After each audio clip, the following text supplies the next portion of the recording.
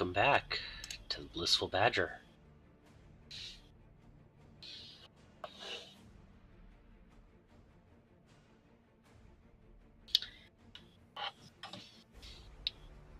And another live stream.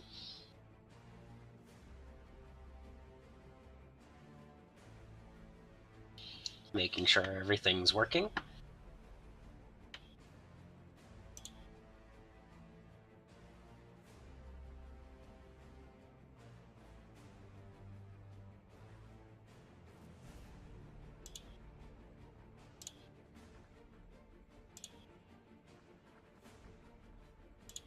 Everything looks good, so today I have some Triarch Praetorians.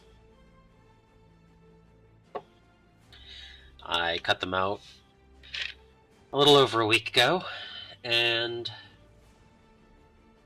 Nurgle struck this week, so didn't really get a lot of stuff built this, but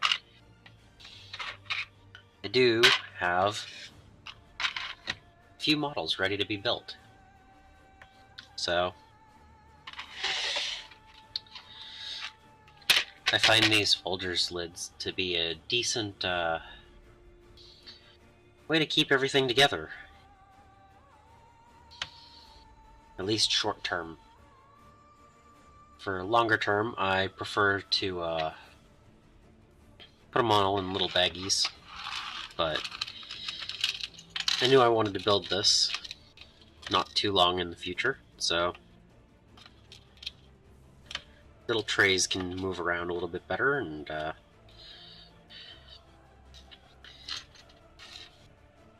desk space is limited. I don't want to put too many projects all at once on the same table, but yeah. So just a matter of cleaning up models and gluing them, and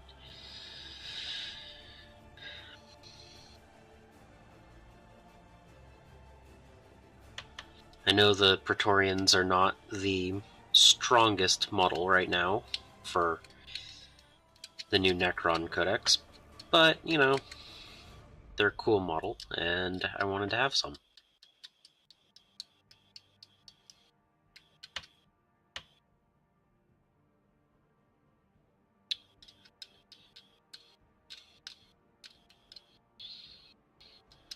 I have quite a bunch of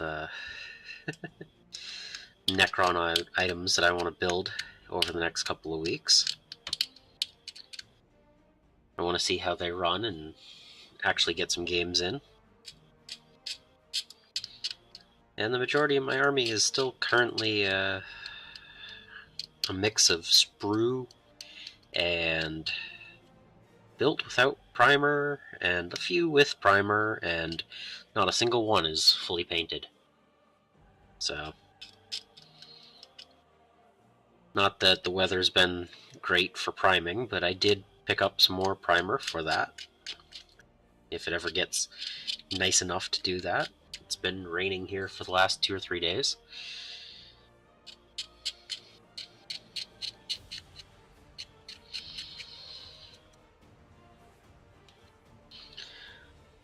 But I figured it would be better to have the primer for when it gets good, instead of having to run out and grab that. I might only have a few hour window, and the store isn't always open.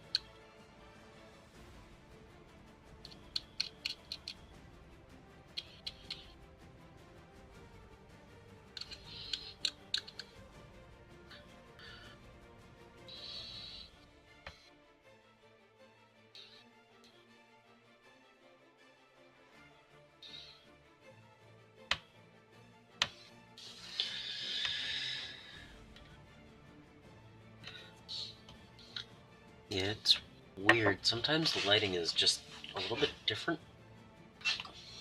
So. Oh. Let's see. I'm going to be washed out because of that.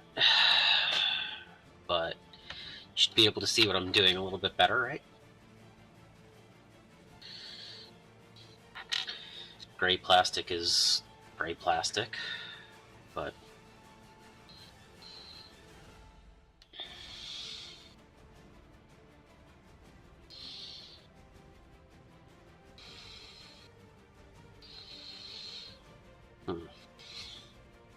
I wonder.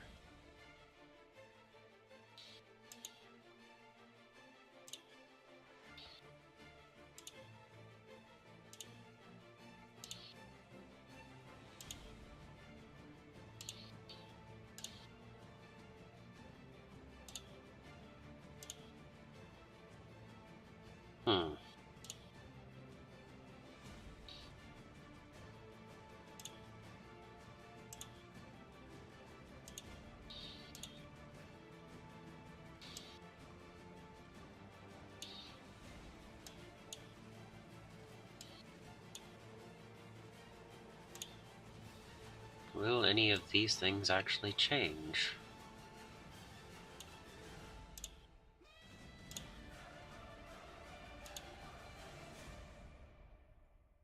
I'm not seeing anything changing.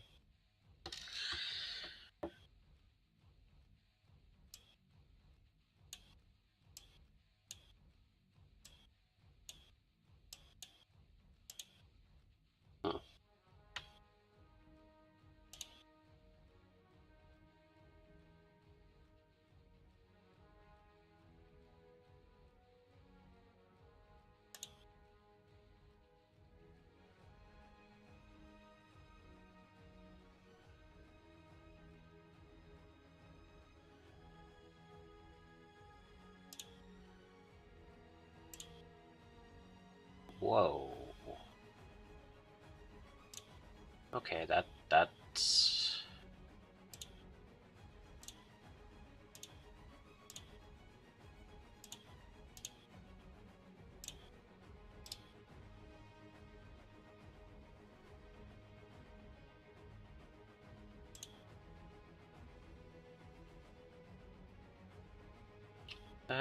still not great. Another playing with the camera, right? I wonder.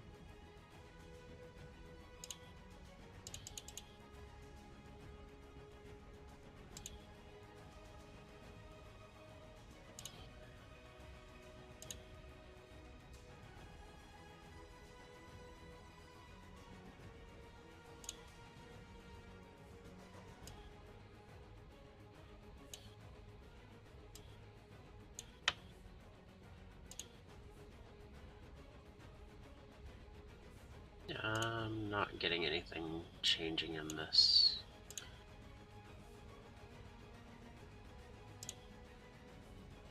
Okay, so...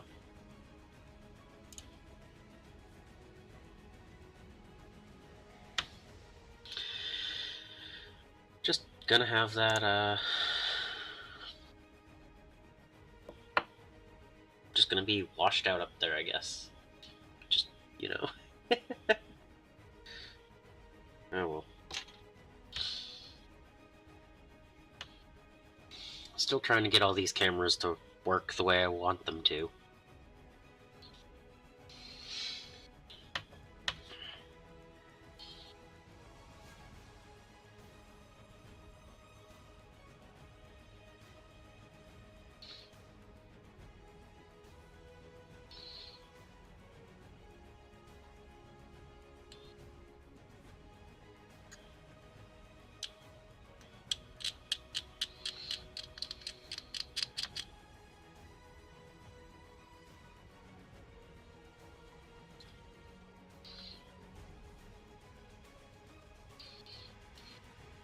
So I'm glad they finally released the point values for the Necrons. I expect the points to change in a little over a month. I think that the Canoptic Reanimator and Warriors are still a little bit too expensive for what they are. I think the Wraiths are going to get hit. They seem a little bit better than most other options, and of course I have 3 of them, and the Canoptic Wraiths, and I would love to have more of them, but at the same time, when they get really good, I expect them to get a nerf pretty quick. So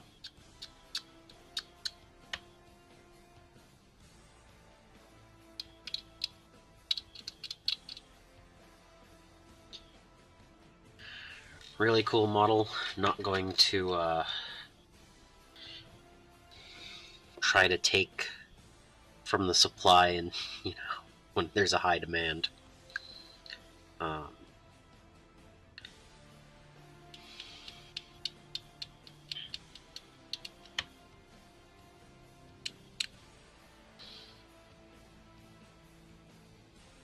Yeah, pretty happy that the Necrons are one of the 4 armies that actually have a codex now.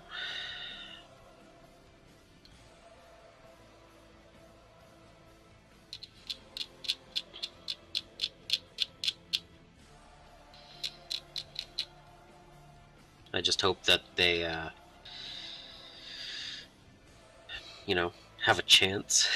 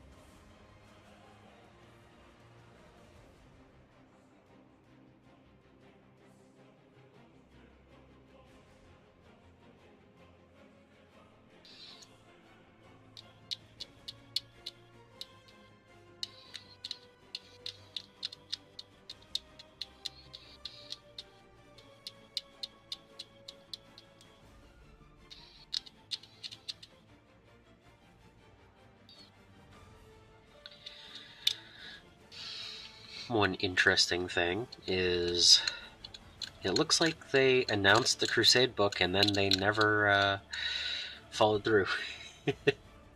That looks like it's getting pushed back until next year. I still haven't seen anything about the last Kill Team box, and they've already announced the Night Lord's Kill Team, and we still don't know who they're fighting.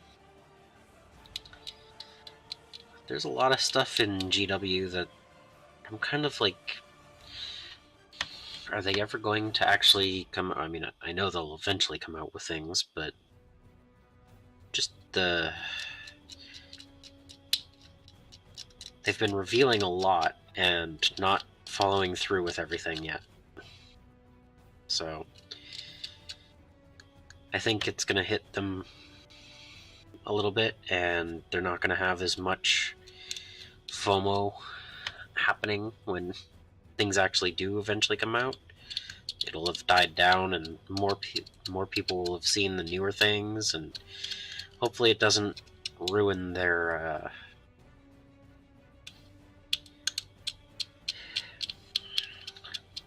what's the best way to say it?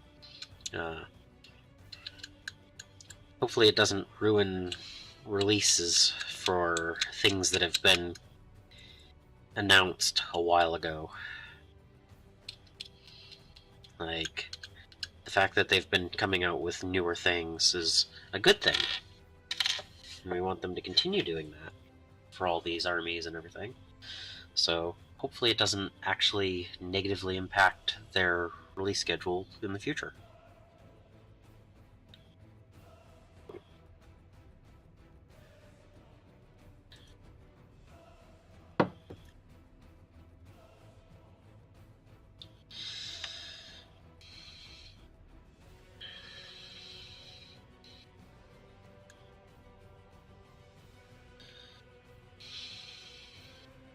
In the meantime, I'm going to continue working on some of my backlog.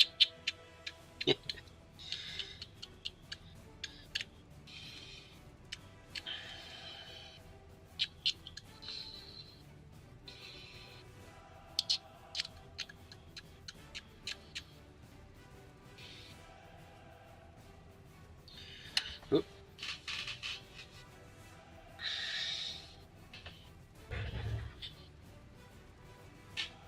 I don't know where that went.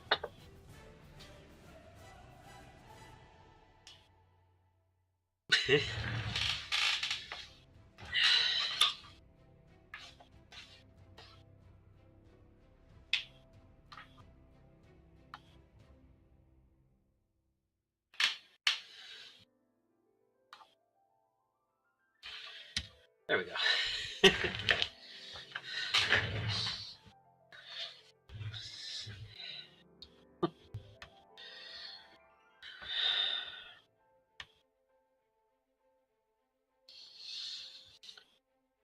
I wonder if it's just like, does it have an...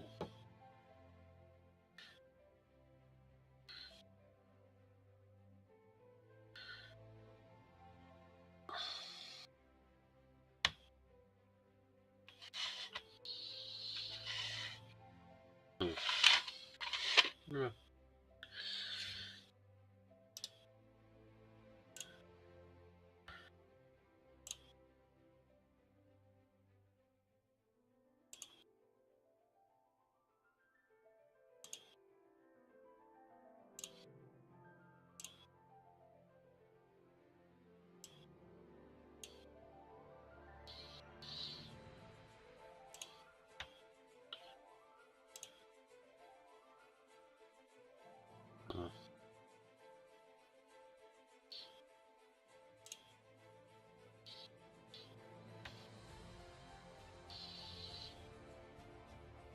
That is weird.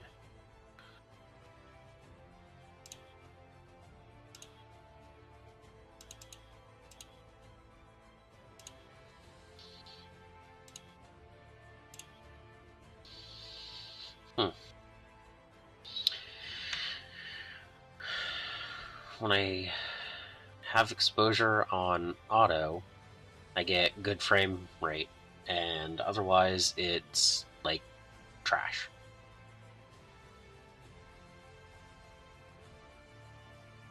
Hmm.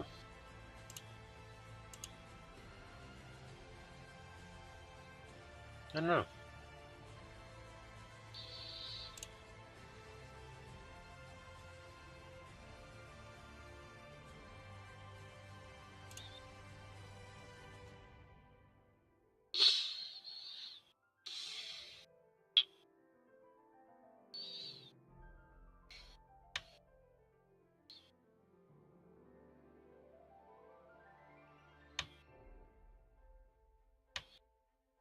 Hmm.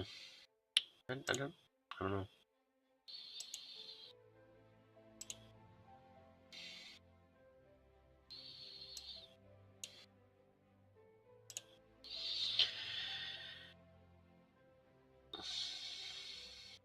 I think at some point I'm going to try out a different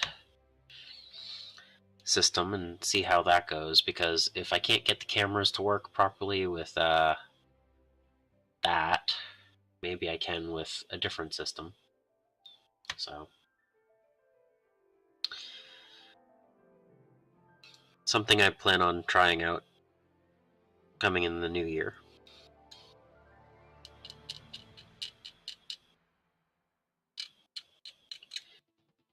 I know most of the other people who I've watched use a different system for live streaming. Maybe it'll have better options for cameras. Maybe I can actually fix the super white look and stuff like that. At least I hope so.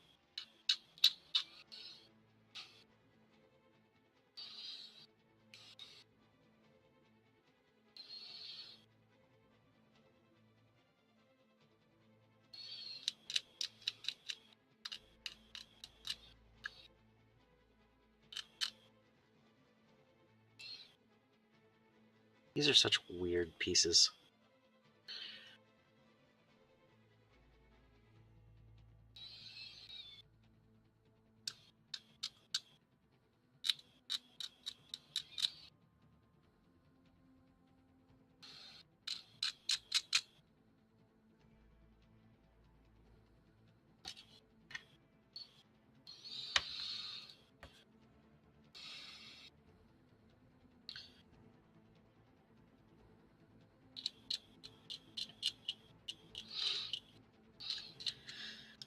Yeah, I know Lichguard are the favorites right now of this kit, but if I only have enough to build, what, 15? I'm gonna run 10 Lichguard and 5 Praetorians. It's not like I'm gonna go and build 15 Lichguard and no Praetorians.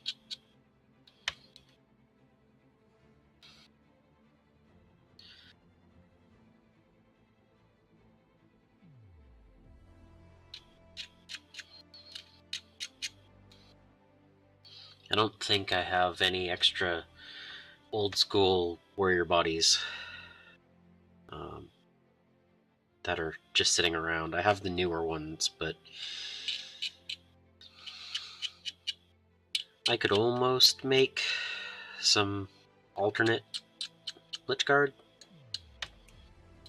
with the arms, but I don't think the warriors are thick enough.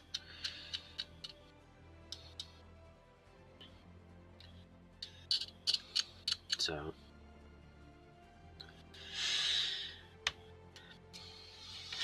I do have plans for the old warrior bodies that I do have, and some of the new ones I've already converted into those flayed ones. That was fun. Um,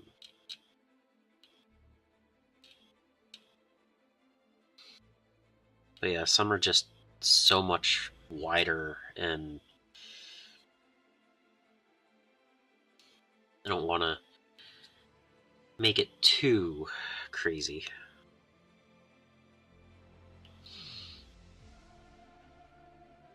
But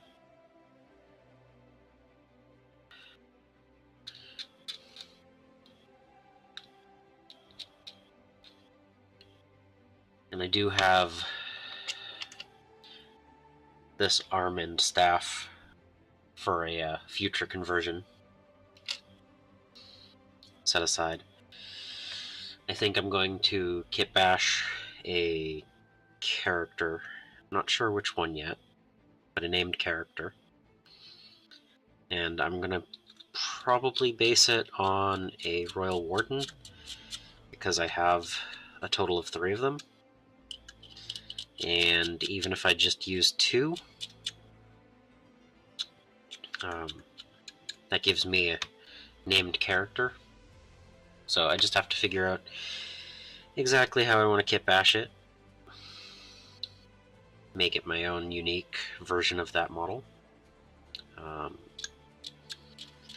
have a few ideas of, well, I have a very strong idea of which one it's going to be, but I think that'll be a video for the end of the year or early next.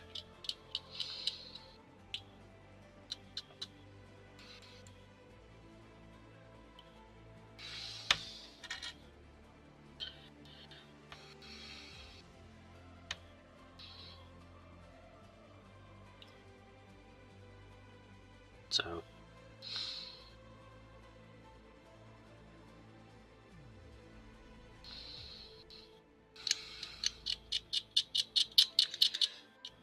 I already have 3 videos currently in the process of being made.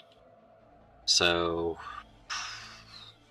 yeah, it'll be next year before that gets out.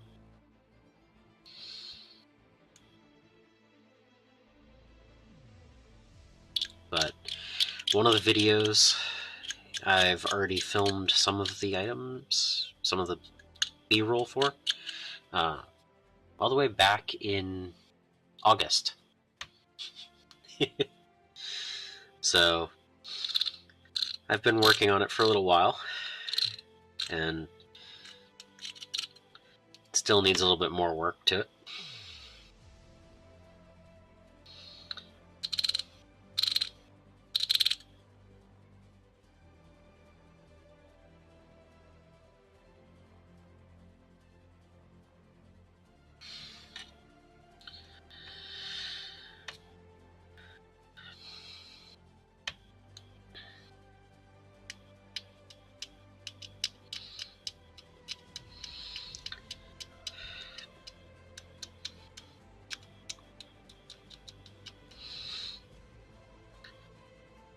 But I've been working on a few all at the same time, and hopefully they end up being solid videos.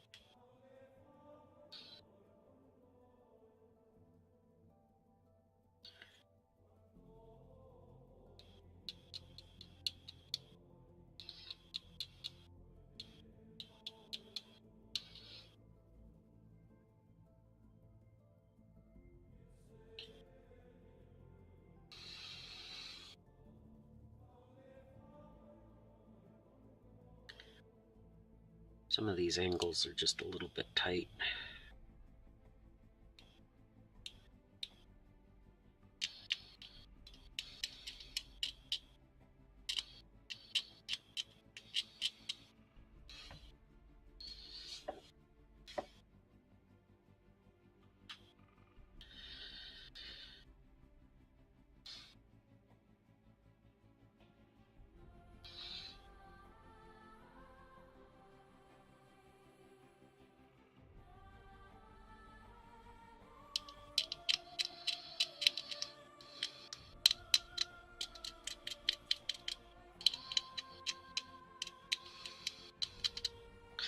So yeah, most of this last week I've been not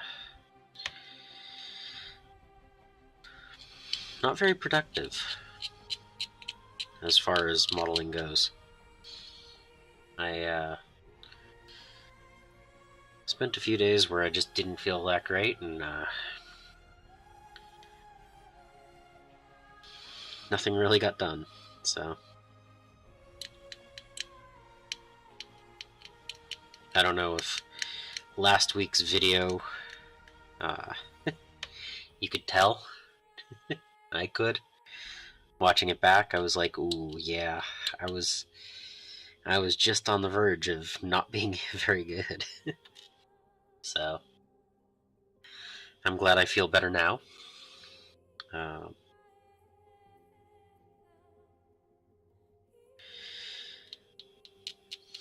There was a lot of like heavy breathing on the live stream and everything, and it was even mentioned. And yep, it was not so much frustration or difficulty, but it was an oncoming cold.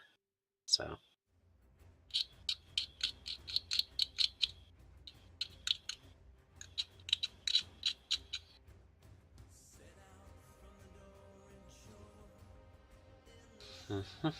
lyrics. I keep forgetting that 2 of these songs have some lyrics, but whatever.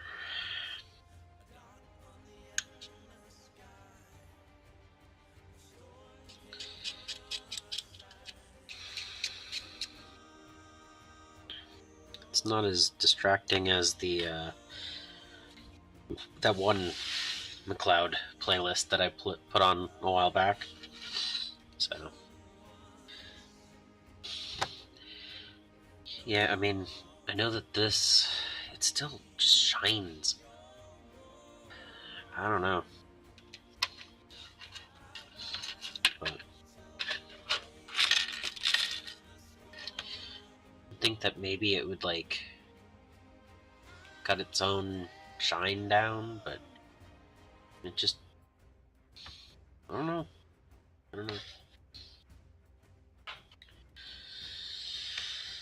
One day this will be good lighting and everything, right?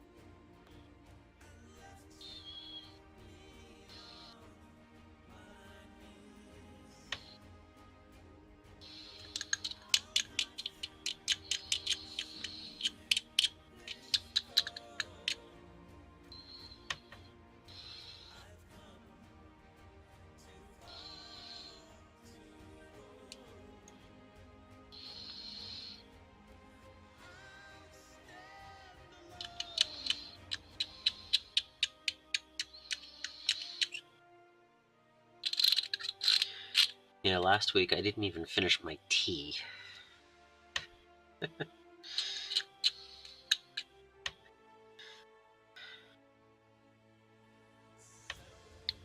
But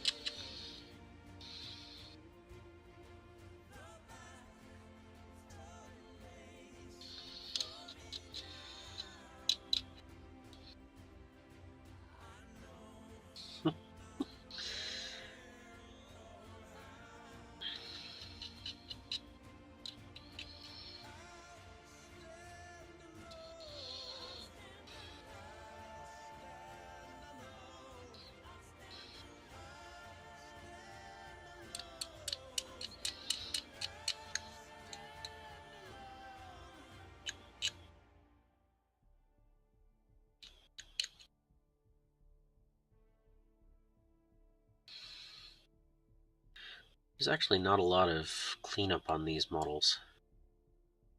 It's a fairly decent kit. I mean, there's a bunch of sprue tab areas. Oof. But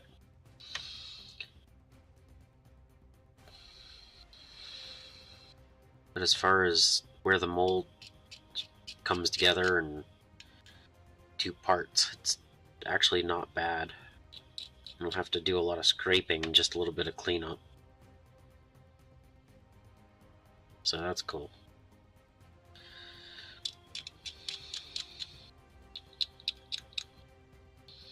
The legs are a little bit bad.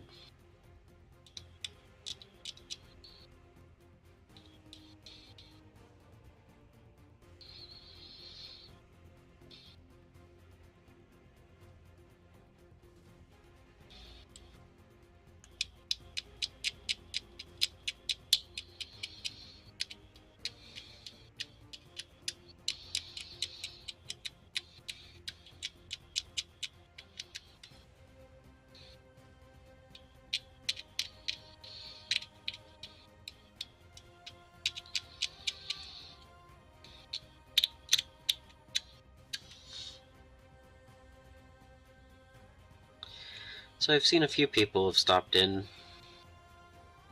but no one said anything yet.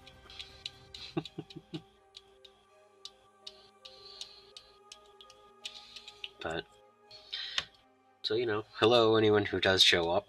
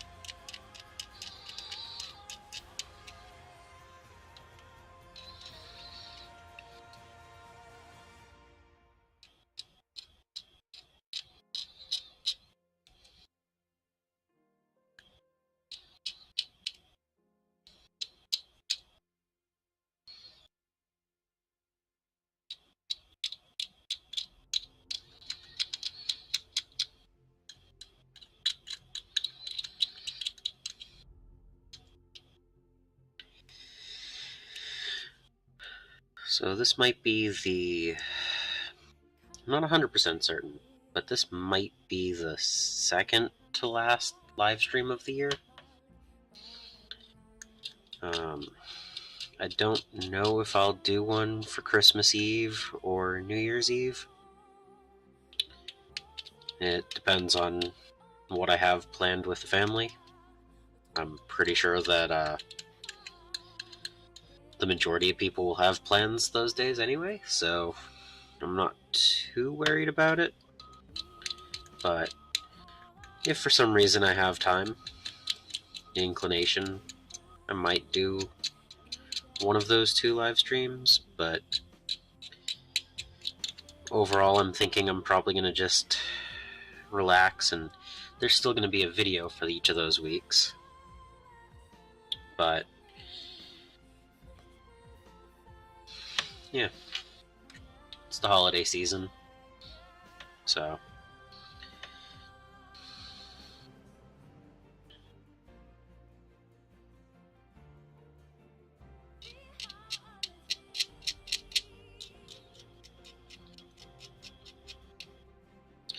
But I do plan on still having one next week, and I guess on the 7th? Yeah, I think that's right. So, play it by ear, you know? But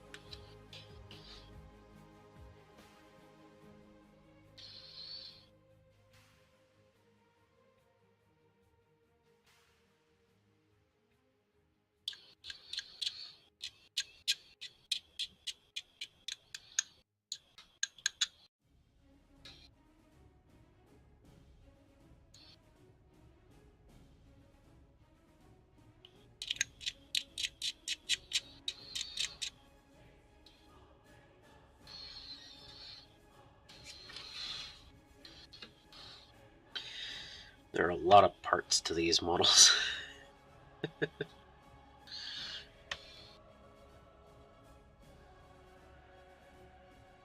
This one looks like I lost a bit of the shoulder.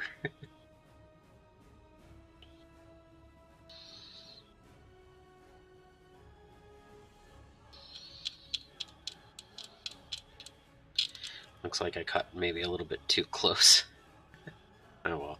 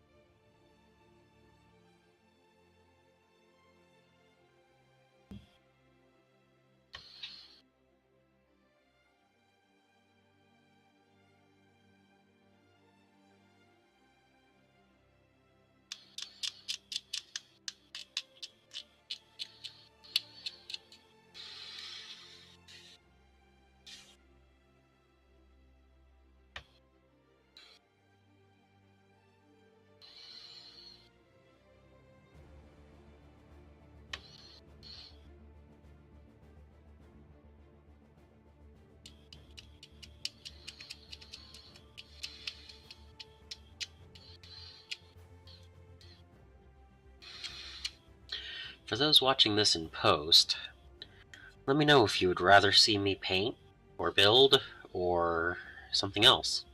I mean, I haven't done a live stream mailing for a while, so I could build a pouch or something, or a piece of jewelry. So, let me know.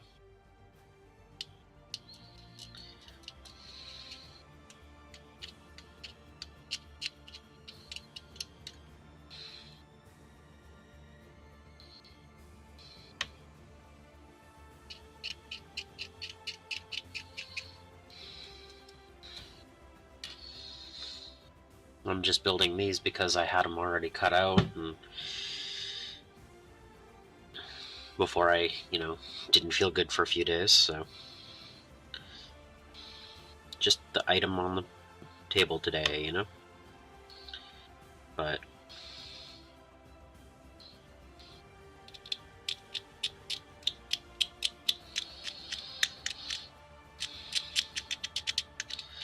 I do know that when I'm painting, this light gets really bad for the glare, which, when it's just plastic, the gray, it's not too bad. But the wet paint definitely glares a lot, so I don't know. Just let me know.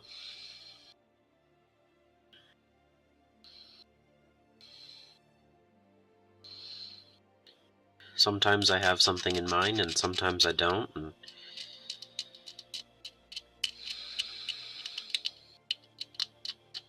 last week's suggestion to build an airplane, well, that airplane kit was a little bit more complicated than I wanted to deal with, and especially when I was getting sick, but I tried it. I gave it a shot. So I wouldn't mind giving it another shot to something. It doesn't always have to be Necrons or Eldar or,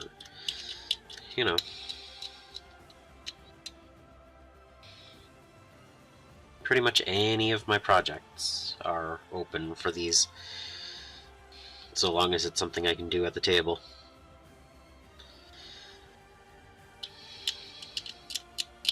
I can't, prime models or anything, but I could build or paint, or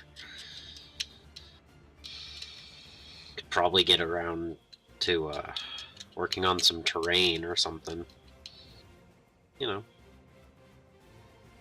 There's options.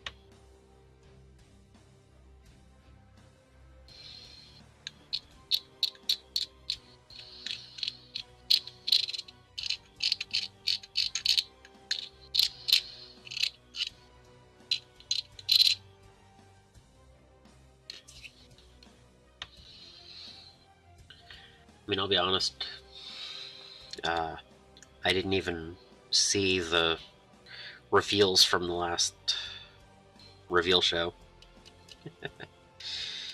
That's been, 36 hours? And I still haven't seen what they are. So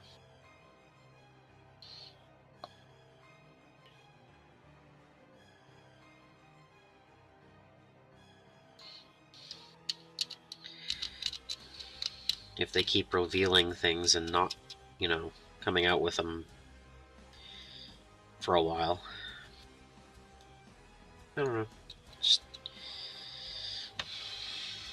I think they might have overdone it between Legion Imperialis and the Christmas boxes and all this other stuff. I think they've been pushing a little bit too hard.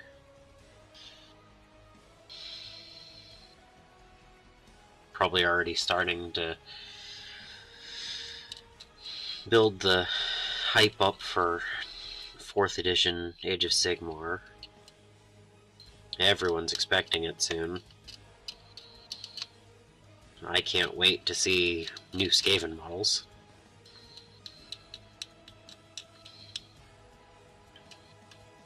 Which, I have been working on those, but they're sitting back there.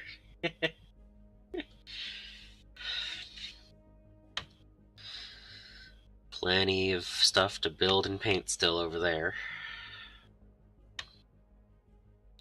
So...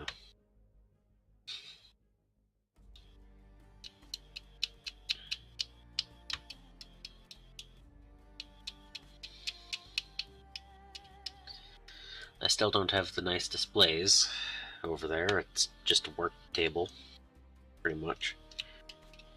But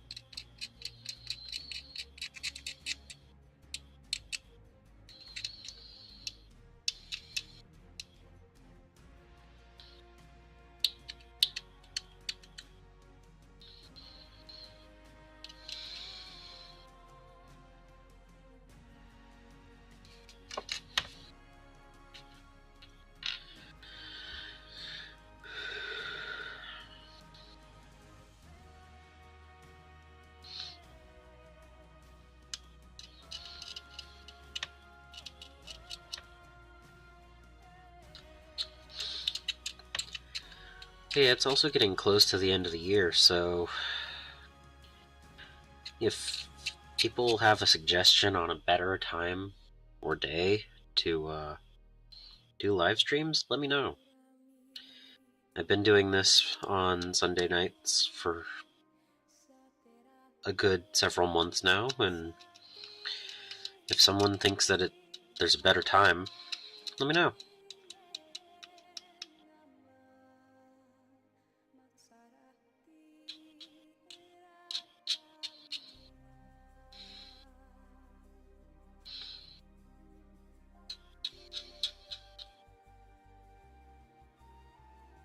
I mean, I think, if I remember correctly, I started live streaming on Tuesday nights? Like, what, 8-9 months ago? And I changed it over to Sunday nights? So, if there's a better time for people, let me know in the comments. I mean, so long as it works in my schedule, I'll modify it a little bit.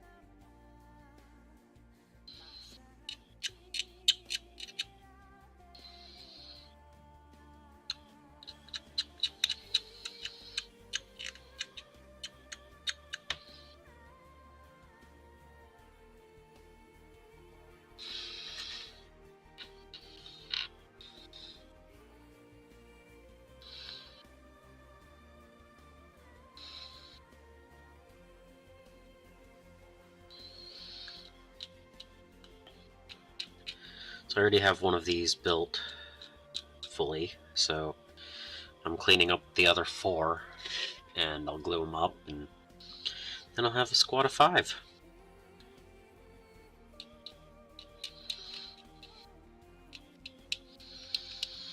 So that's the plan for tonight.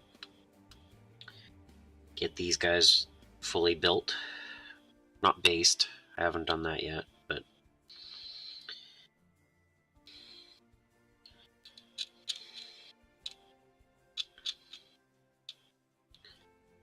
yeah, that way when I do get around to a good night, well, a good day, I guess, to get out there and prime, I can.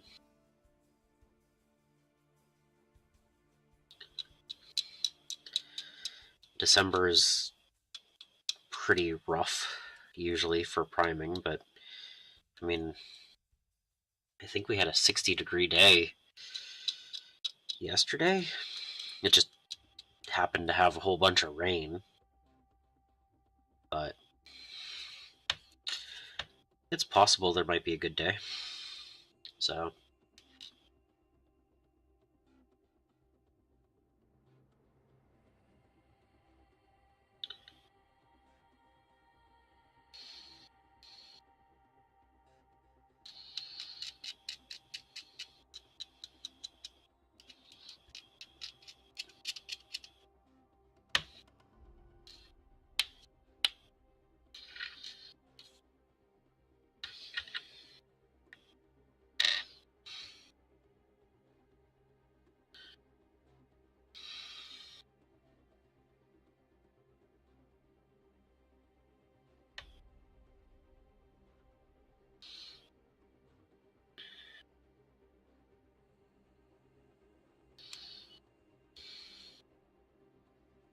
these necks are just a pain to clean.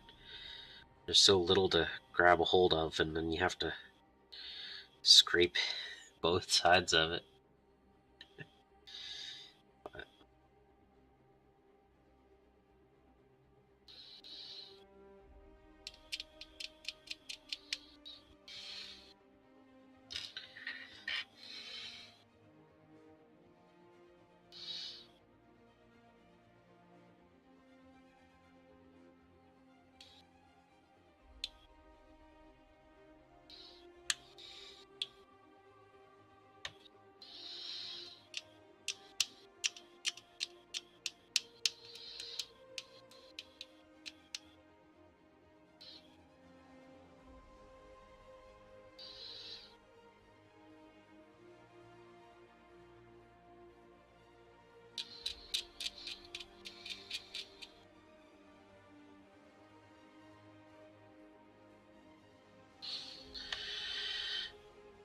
hello.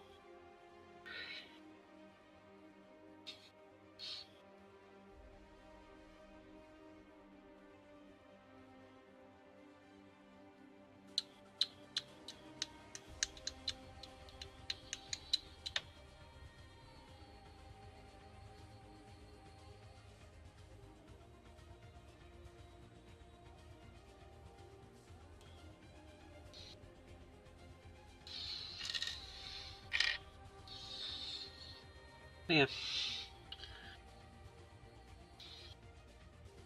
it's been definitely a relaxing week, trying to get over the cold. So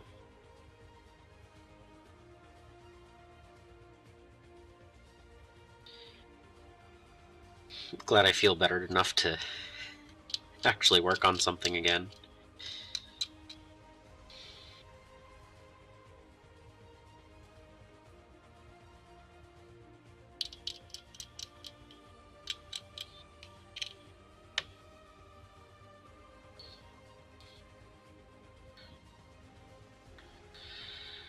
Yeah, it's definitely getting better. I don't know if you watched my last video, but I was feeling a little bit under the weather already, and you know, it. I feel a lot better now. Have you? How's your week been?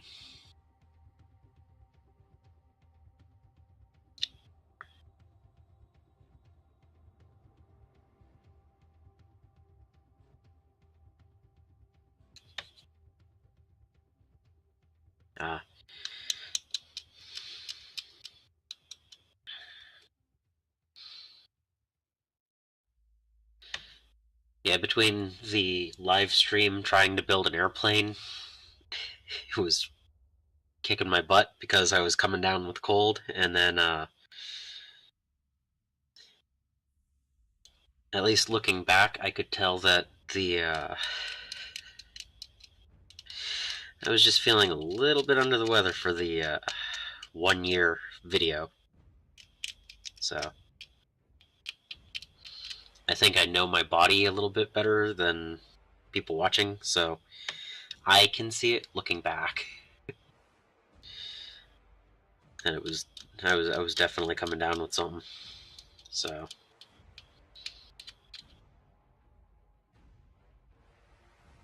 but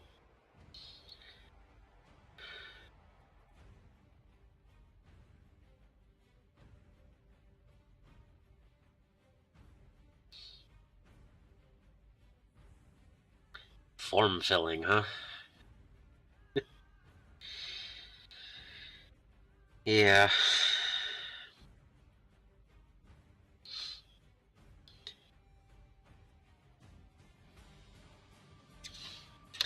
Yeah, I know. I've seen a lot of people I don't know, it seems like people are just it's that end of year where they're like so busy with family obligations and work and everything, and it's just like, what am I actually going to film about? Like, we just got off of Legions Imperialis for so many people, and some people talked about that and some didn't, and I have enough backlog. I'm not going to pick up another whole game system. But then, some of the things that they've announced recently, they're just not coming out. So choosing topics is a skill. I'm still trying to get used to it. But try to just go with whatever project's on the table for me.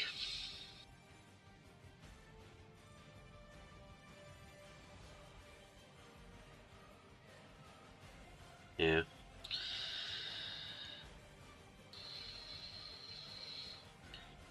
I mean, after a year of doing this, it's still kind of weird coming up with a topic and talking to the camera. So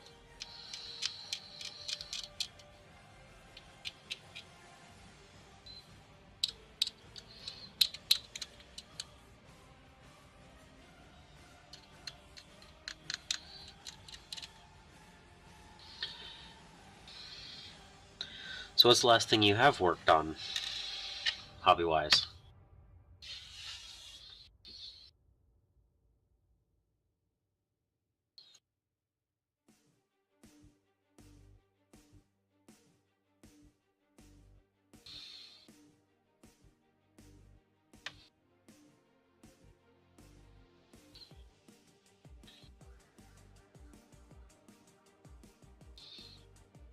Okay.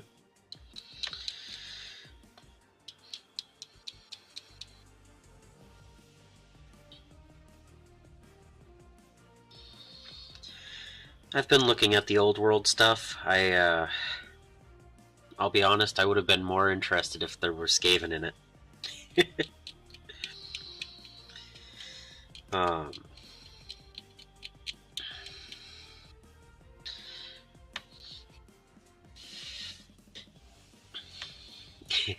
Cavalry's always cool too. I I don't know how many videos you've watched of mine, but I like to collect so many different things. It's kind of hard to go, okay, well, I'm going to get this one item, and I'm going to work on these items that I already have and that, but I'm not going to get into another thing. So, I, like 2 weeks ago, I sat down and read the Astra Militarum Codex, and I was just like, ooh, not only do I want to work on the models I already have for that, but I want to buy like 18 more kits and build a 2,000 point army.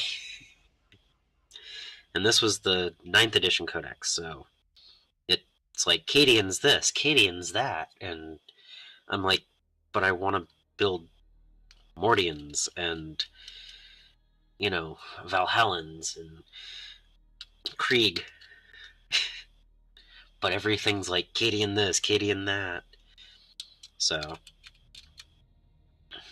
but you know, when you're just reading something for the sake of reading it, but it's inspiration, and it's like I should be working on those models that I already have, but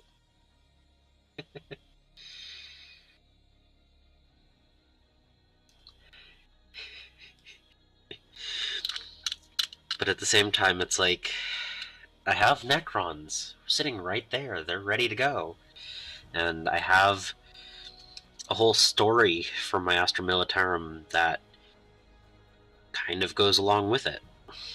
I actually want to write a lore video talking about my Necron and Astra Militarum armies, because they're tied together.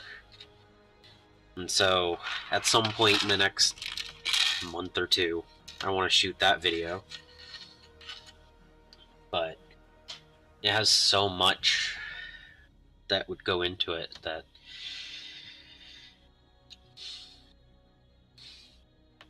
you know, I need to actually sit down and write it. Yeah, Kings of War does have some Ratmen. What are they? The Veermen.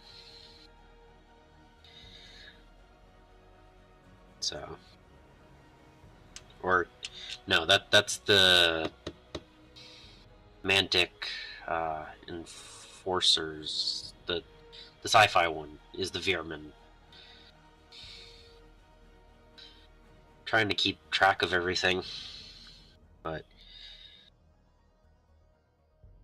yeah, I look at all the different models and I'm like, ooh, that's cool. but yeah, I do have a lore story to go with my Necrons and Imperial Guard. So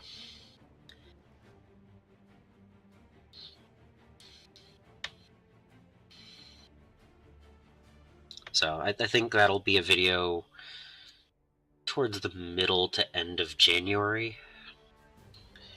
Not because I have everything planned out that far, but I think that's about how long it'll take to get that properly constructed and the narrative written and the B-roll for it.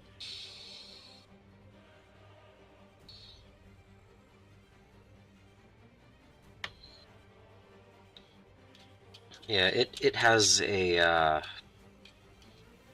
small amount of lore based on a White Dwarf, and one of the old codexes mentions this, and I'm gonna flesh it out into a whole backstory for my 2 forces. So I don't know how accurate it'll be for lore reasons, but it'll somewhat fit.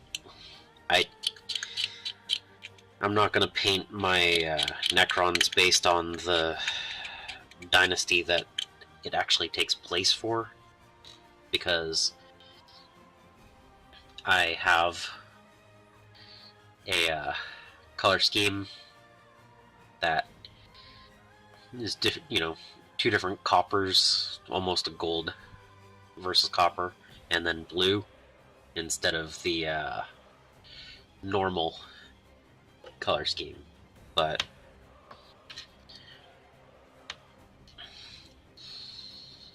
yeah, it has to do with something mentioned in a codex and a White Dwarf.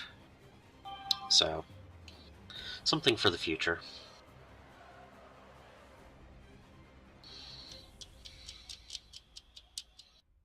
But I think it'll add to the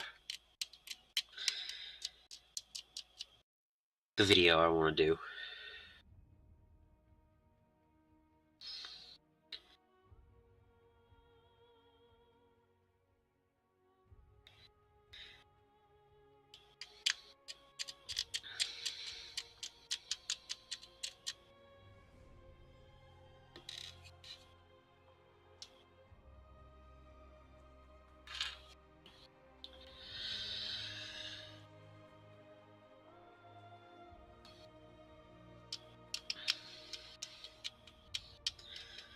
But yeah, I know some of my videos have been a little lacking on the narrative side, so I figure anything that I can add a story to and make a little bit more interesting, tie it together with my ideas, you know.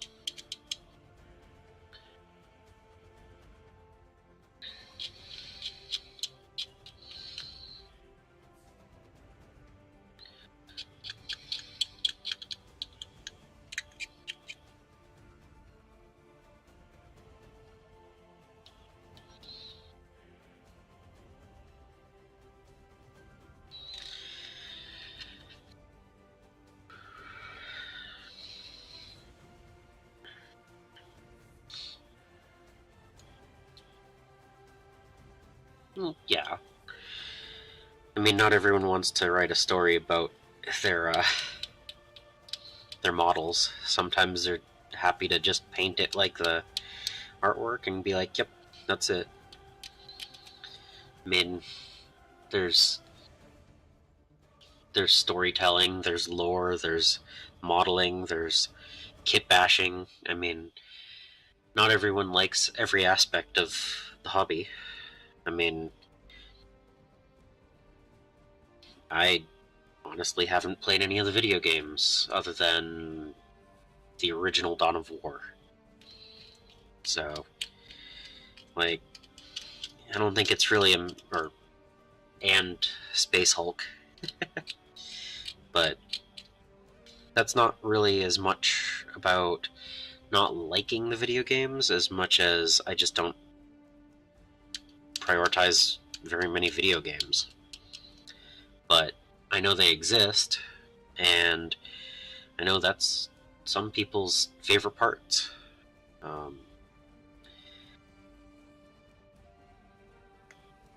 Like the Total War games, I love seeing the clips of them and some of the kit bashes made based on those video games. So,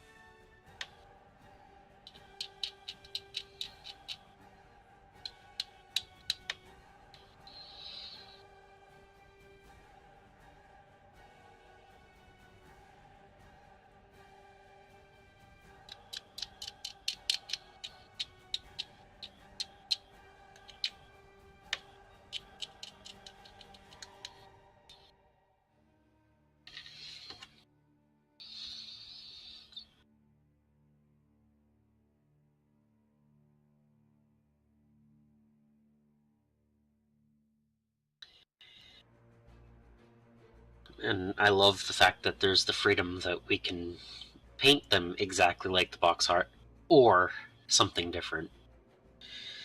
It's like, it's not a matter of, oh, you have to do it this way. I know, you know, um,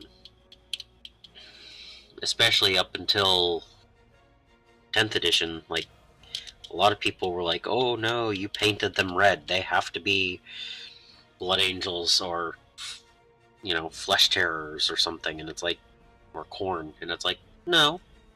If I want them to be something different, they can be that. With 10th edition, it's a little bit more leeway in that with detachments and stuff instead of armies. But, like, again, my Dark Angels, they have blue weapon casings instead of red. It's like, okay.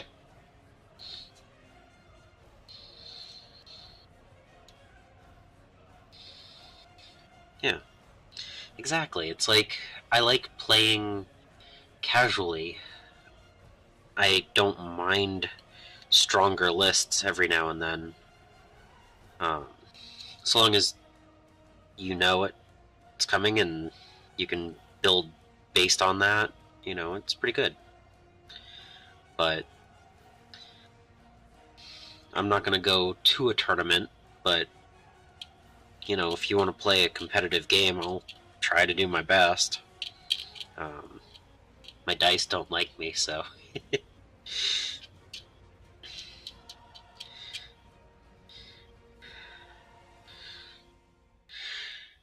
I think based on how many games I've played, I can say that.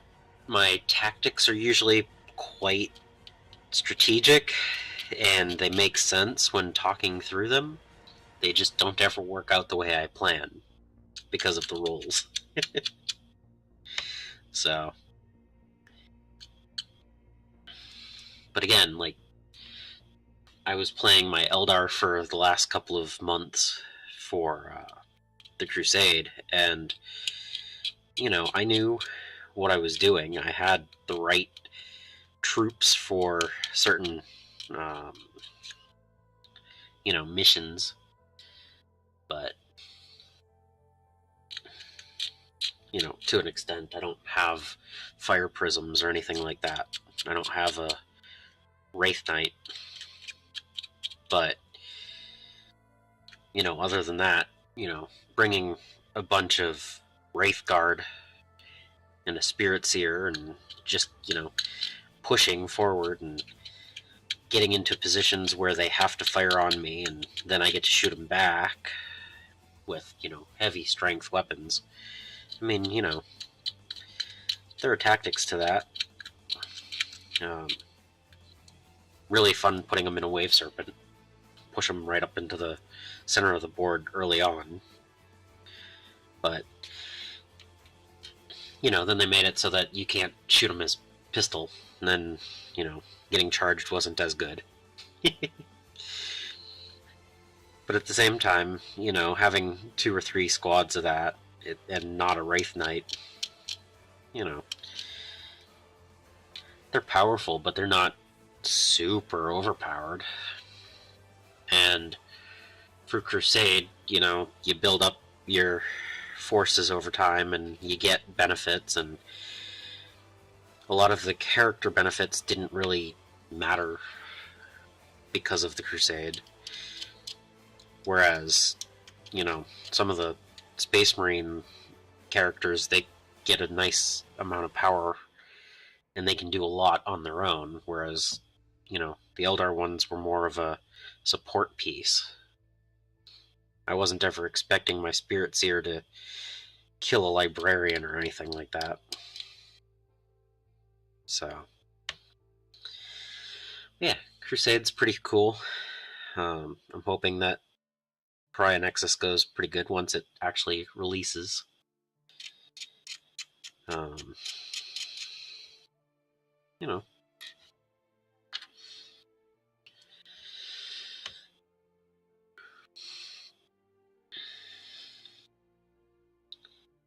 I have one more video about my Eldar Crusade coming up. It took a little bit longer than I was expecting to finish that project, so that is one of the videos coming up in the next month.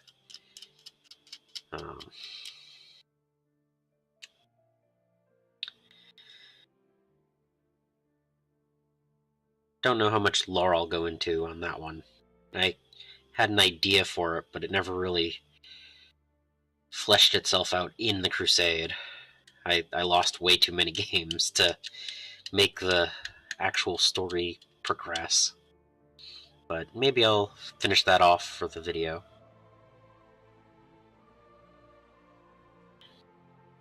But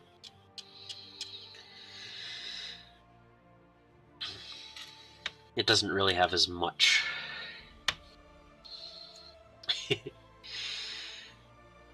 Yeah, I didn't do a lot of videos on it. But I plan on doing a little bit more of an overview for this last one.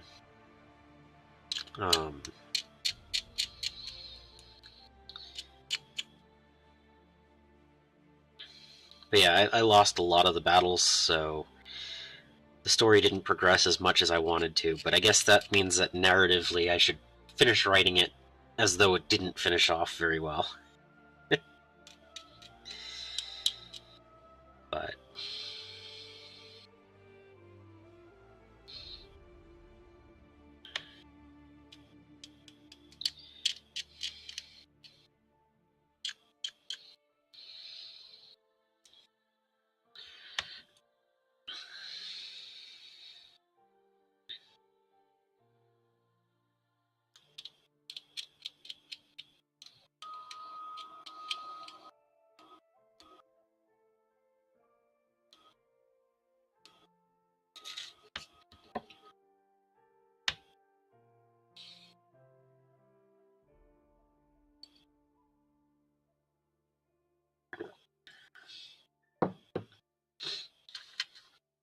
it could be a good narrative.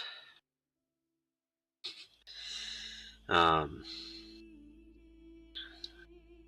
except that my Eldar are not going to be in my next my next crusade. Um,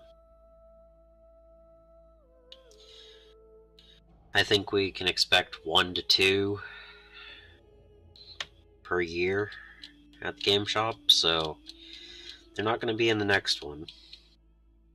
But they could make a return for the one after. I still have a lot of them to paint. I didn't really get much painting done.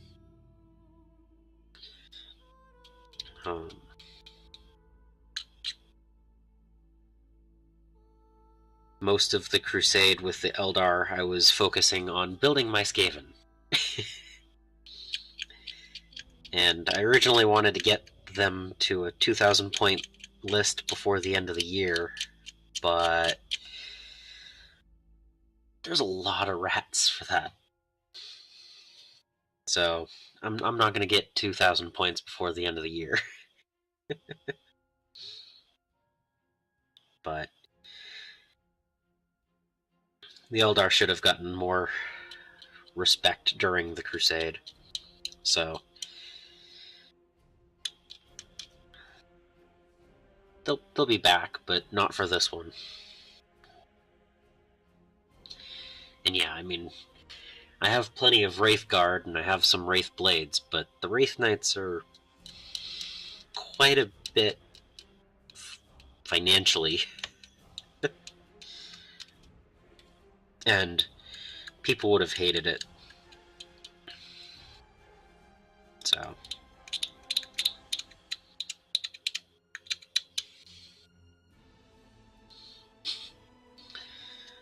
yeah. But yeah, I ended up getting 40 Skaven so far, built and painted. And I have another 40 or so ready to be painted. And because I have the custom bases that I'm building for them, I need to finish painting them before I can even glue them on the base to play. So I might get to 1,000 points of Skaven by the end of February, maybe?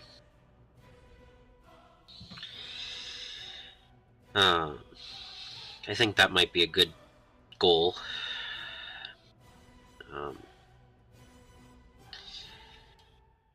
Pretty much every project I was working on before October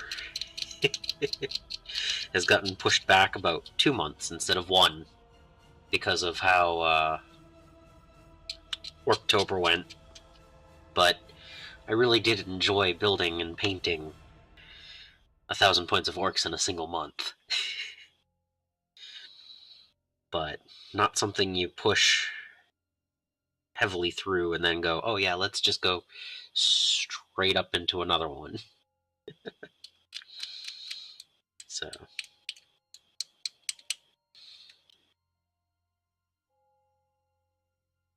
yeah, PVA does take a little while to dry.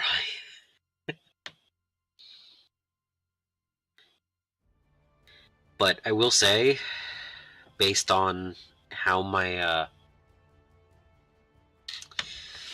yeah, I did do a, what was it, 6 videos on the orcs, so that is a playlist. But yeah, the way the bases come out, they are totally worth it in the end. Having done the orcs and the Skaven and having them on nice bases, it compared to some of my other armies where they're just built and painted and not based, I definitely see the benefit of finishing them off. It really does make them a different... Here, let me just get an example.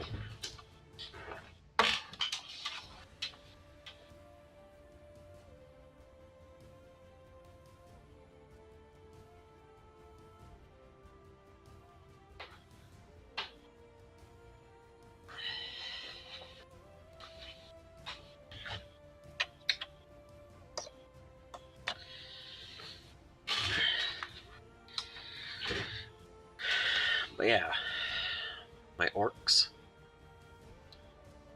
I know the lighting is screwing with the sandy base, but having the orcs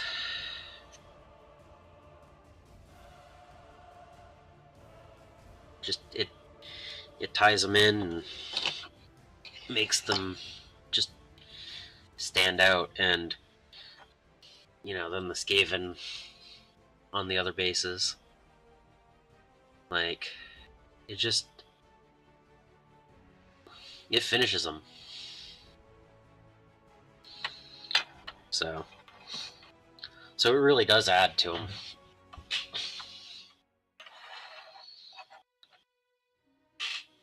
And I still haven't figured out what I'm actually going to do with my Necrons.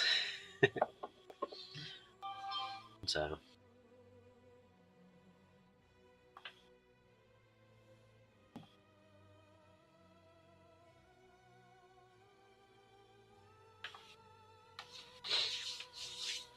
But, I mean, I started working on a base on this guy, but I still haven't finished that.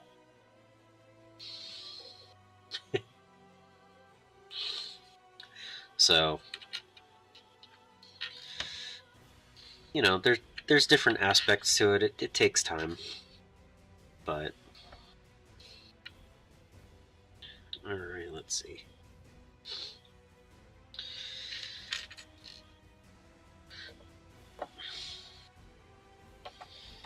Yeah, alright.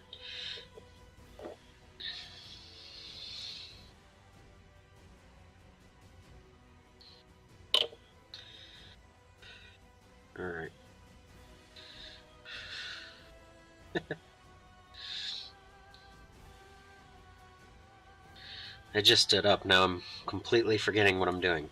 Alright, let's see. There we go.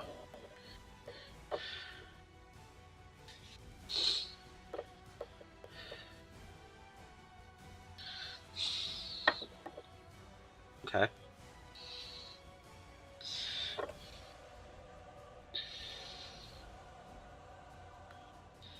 One thing I've noticed about the majority of... Sorry.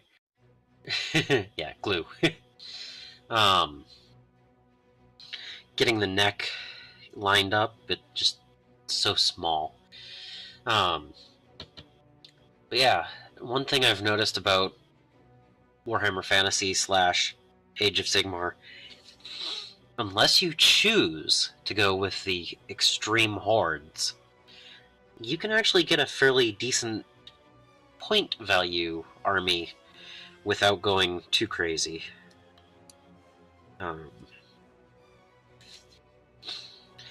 My first 1,000 points of Disciples of Tzeentch is only 19 models,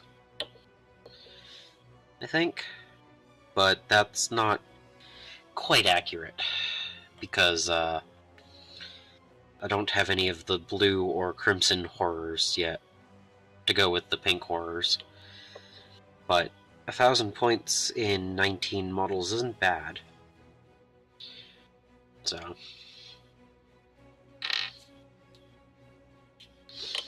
alright, let's see.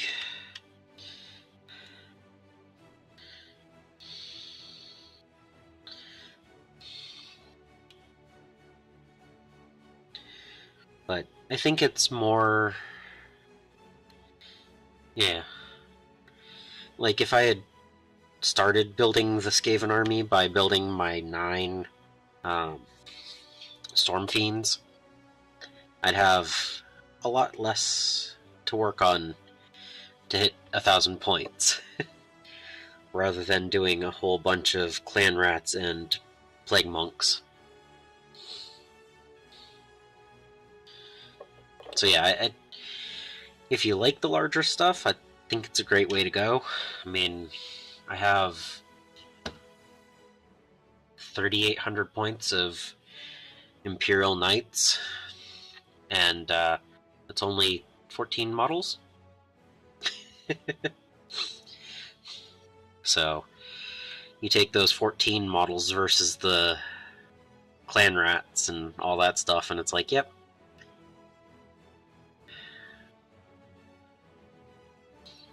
So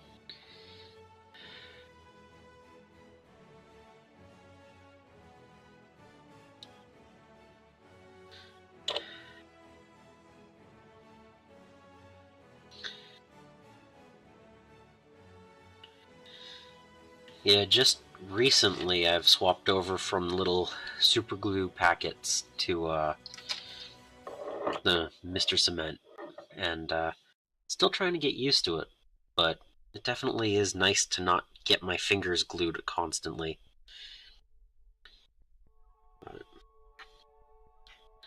still has a few... it's a little bit slower to dry, but...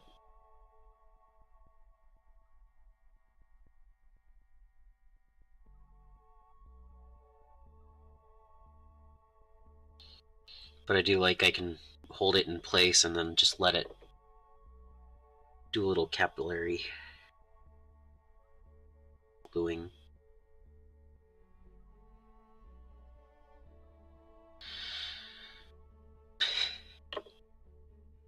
Yeah, they're pretty big models. They're still not even primed.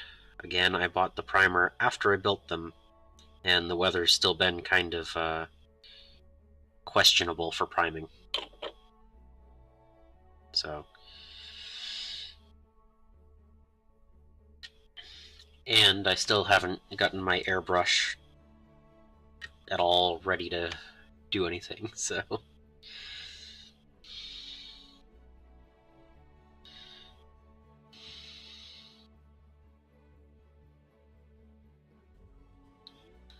Alright, we're just... ugh.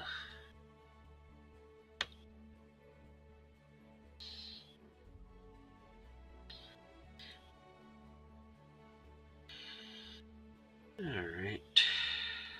Some of these bits are just... like, I know this is supposed to go back here somewhere.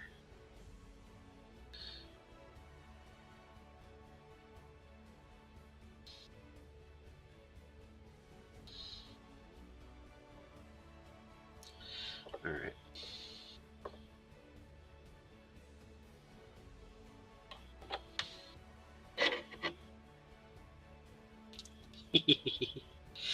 I have a really old bottle of it that I've made into sprue goo. But when I went to the hobby store, they only have the Mr. Cement now. It looks like it's the exact same stuff, but it was half the price of that. So, but yeah, if I close this, you can see it's about half the price. So, I know that was still hard to read, but...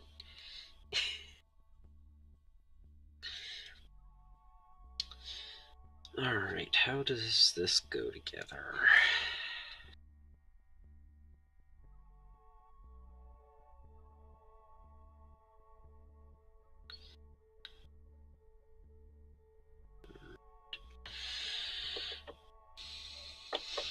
Yep.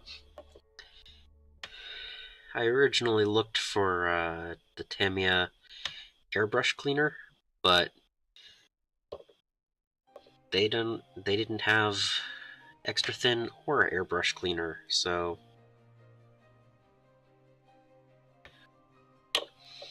I went with what they had.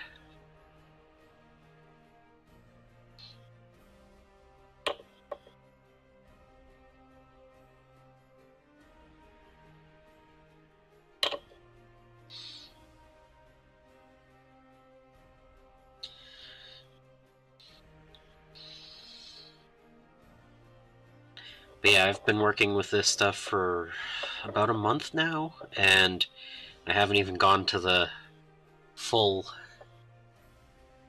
depth, so hopefully it'll last me quite a while. I mean, it's definitely better than the super glue for plastic.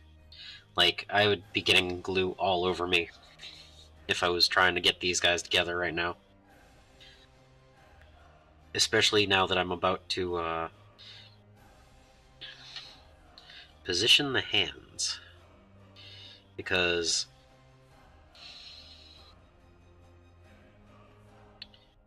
let's see, this is going to be that way. Yeah. Because, you know, when you have 4 pieces to glue together,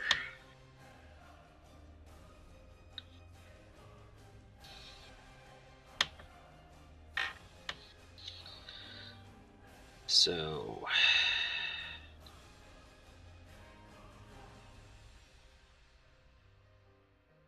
okay.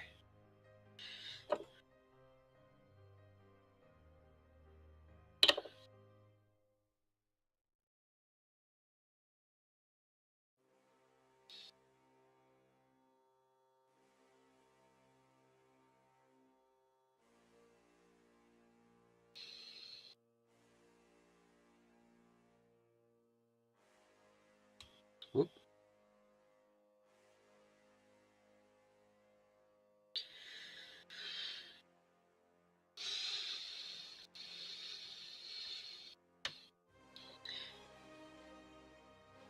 Whoop. I do find that as a weird side effect, though.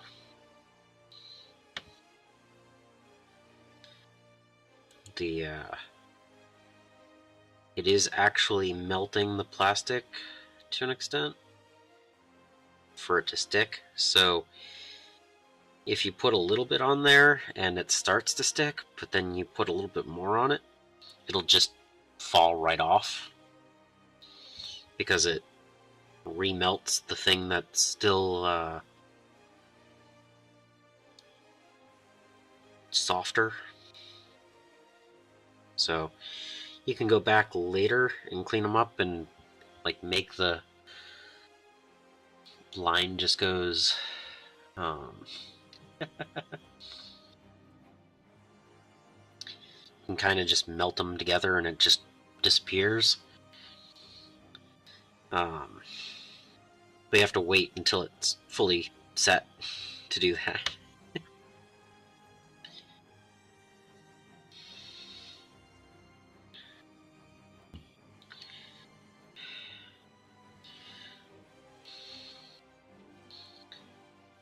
But whereas super glue, it gets all over the place. Like I can, if I can get them to line up. Let me see if I can do this. Come on.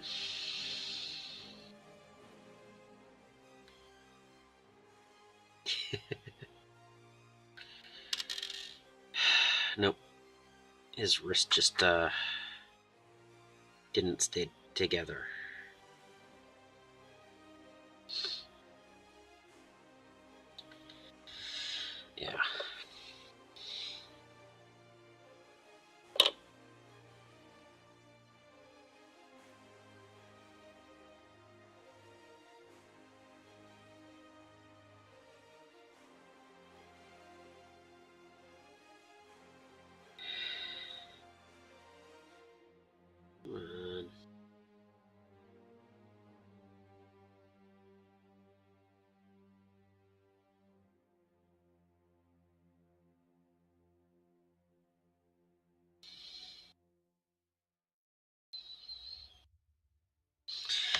Yeah, so being that it's so many parts, you gotta give it a few minutes between each piece.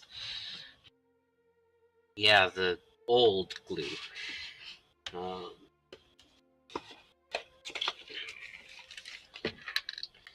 let's see.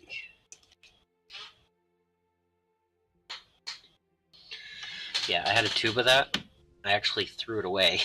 I didn't even bother keeping it. But, so since I have to let that dry fully before I can do anything else, I can work on two at the same time.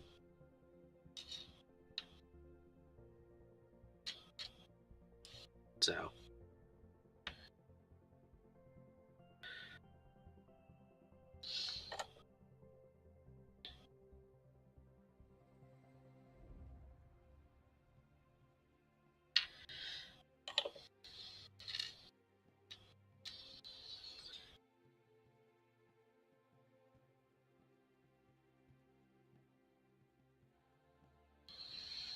But yeah, I got the tube when I got my what was it? Weird's The Other Side models, and some of them had been glued to their bases with that tube glue, and just from bringing them from one house to the other, they fell off of the bases and left residue where the glue was.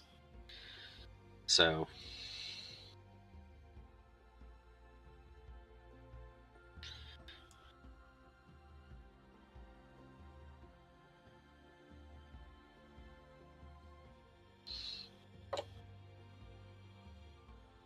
this stuff is actually melting the plastic and bonding it with the other parts. Well, I mean, I purchased them as a lot, and I haven't gotten around to painting any of them yet, and they do need to be cleaned up first, so I'm not that worried about it yet.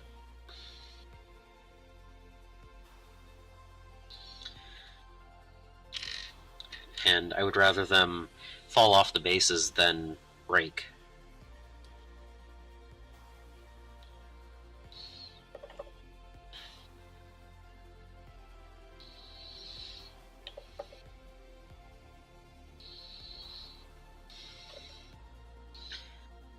Plus, if I decide to do a basing scheme on them or something, I'd rather rebase them myself. I just haven't gotten around to it yet.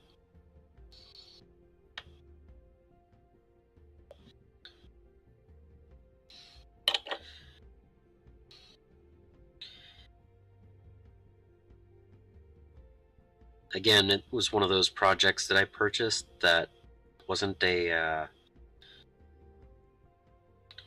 long-term goal, or a long project. It was a spur of the moment, oh, that looks cool, let's get that. So I haven't gotten back to them since I bought them. They're slightly more organized than when I got them, but they're still sitting, let's see, can I get it? No, on the bottom shelf of that back wire rack. On that side. So they're way back there. So okay, come on, glue.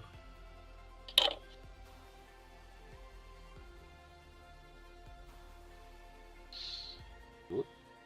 Come on.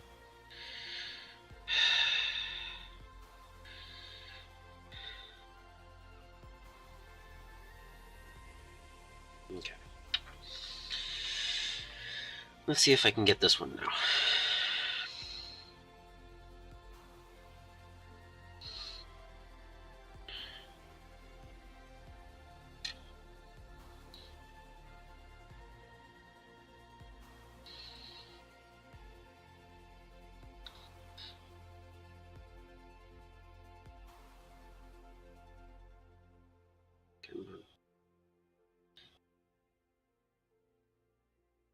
4 points of contact.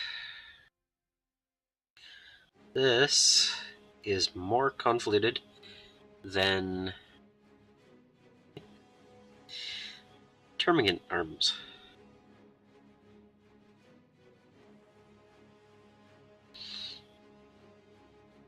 Come on.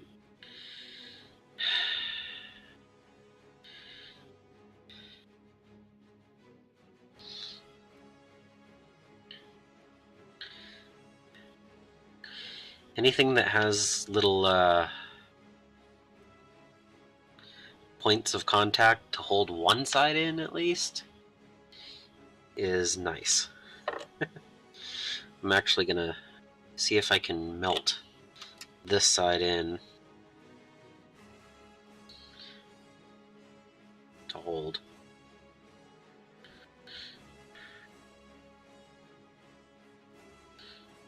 That might be okay.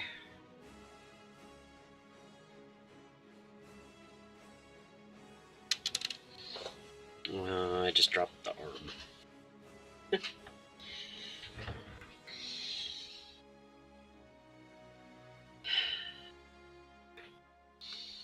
Well, let's see if I can find that.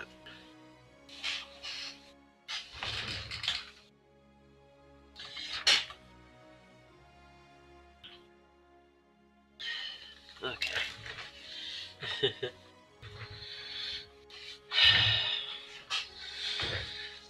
Yeah, finishing projects is nice. I find a lot of my projects finish at the building phase before they become painted, and then I can paint them later as a different project. Doesn't always make for the best videos, but it's a natural pause location. But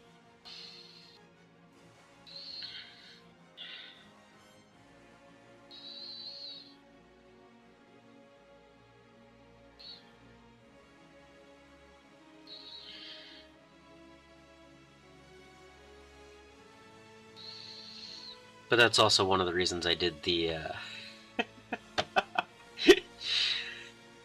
the orcs in a month.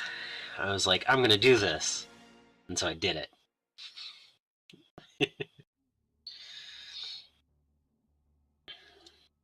So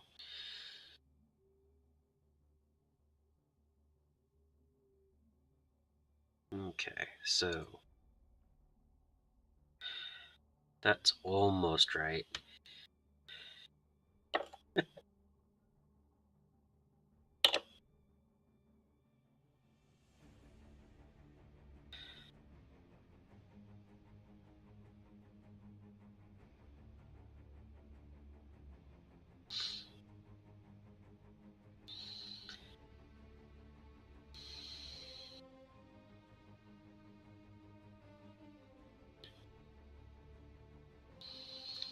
If I can get enough of this to stick, I will go back over with the sprue goo afterwards and reinforce the point, because it's not quite lining up 100%, but it's near enough.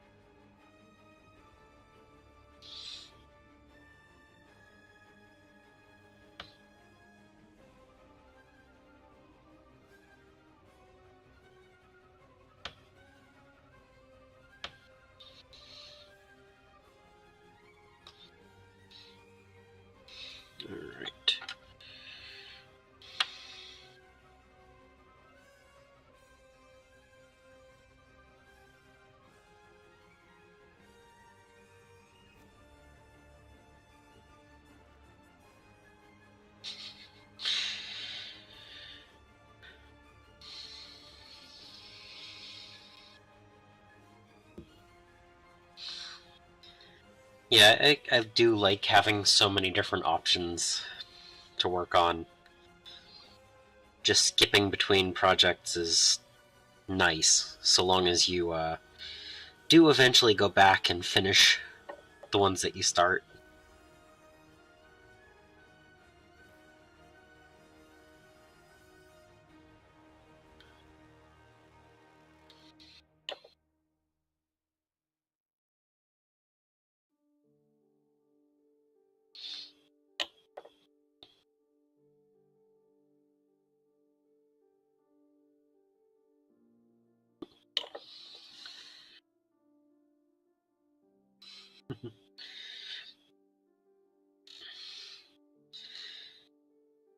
But yeah, I find I do the best when I have like somewhere between 3 and 5 projects to work on at once.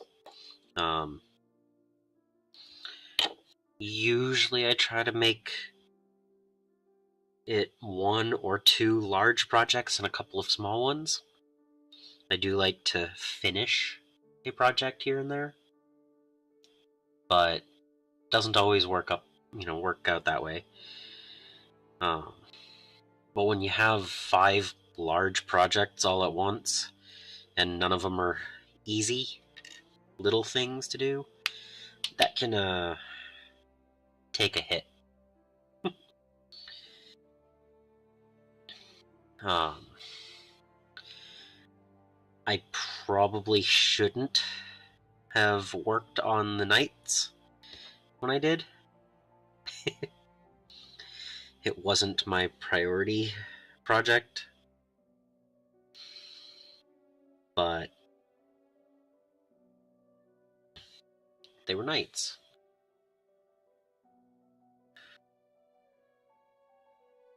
Okay.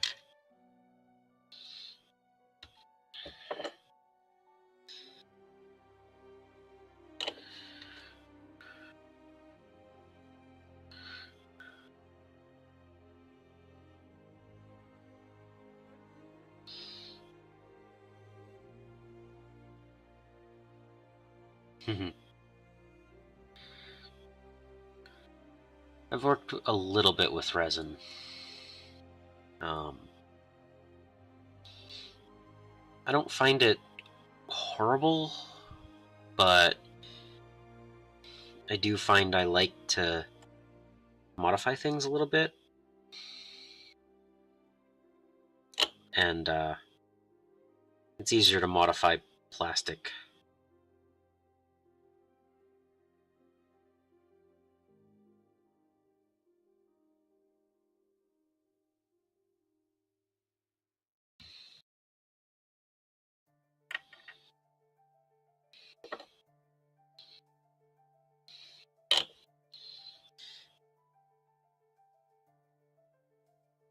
Where'd the hand go?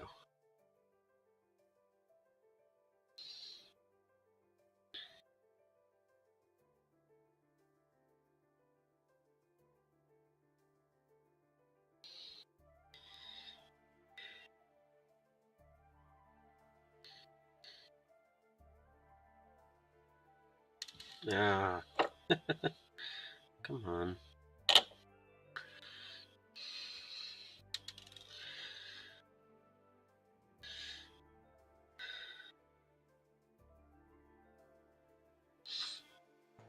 Yeah, regiment by regiment sounds like a good idea. Um,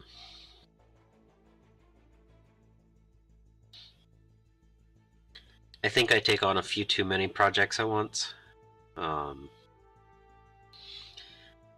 but I do want to play uh, Age of Sigmar at some point, and I do actually have the first couple of models started to be built for my Horus Heresy army.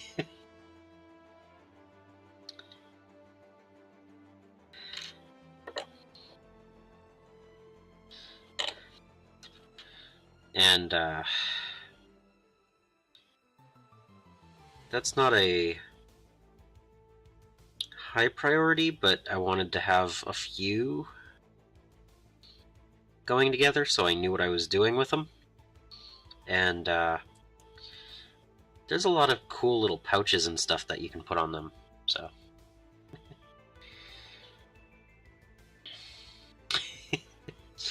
Yep. So.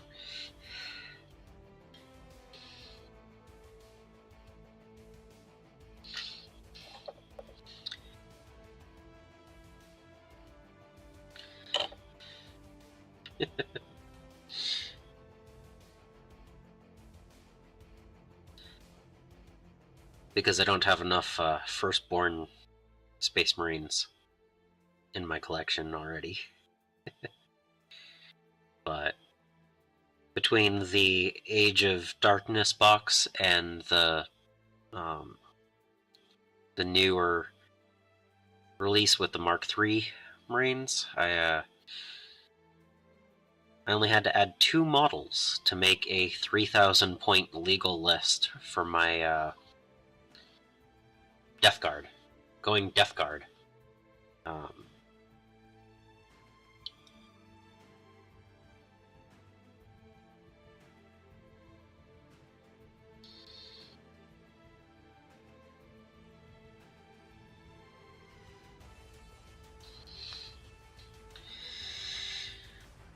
Yep, Beaky Marines, yeah.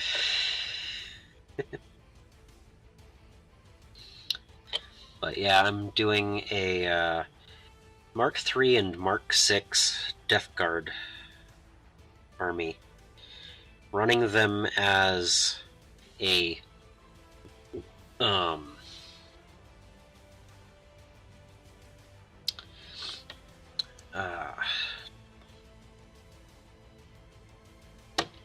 wow. What was I thinking? Okay, let's have some tea while I'm thinking.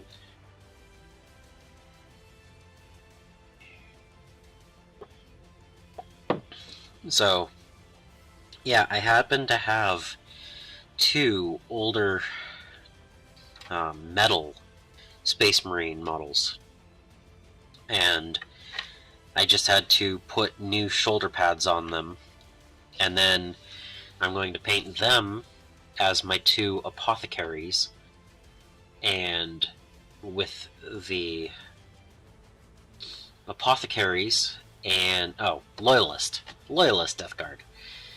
I want it to be pre-Istvan Death Guard.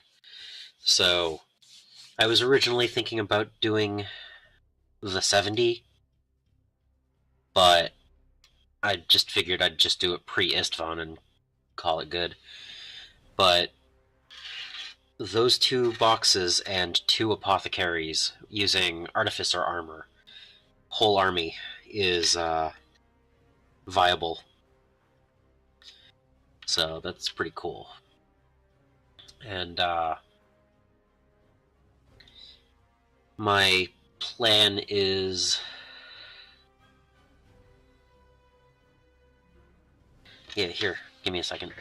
Since I'm between models at the moment.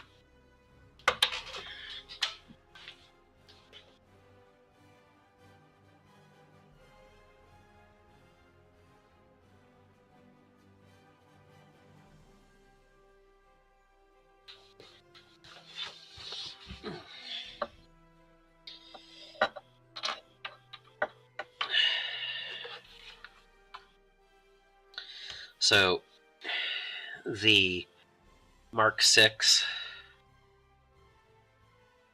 I've got 4 models built so far, and all the little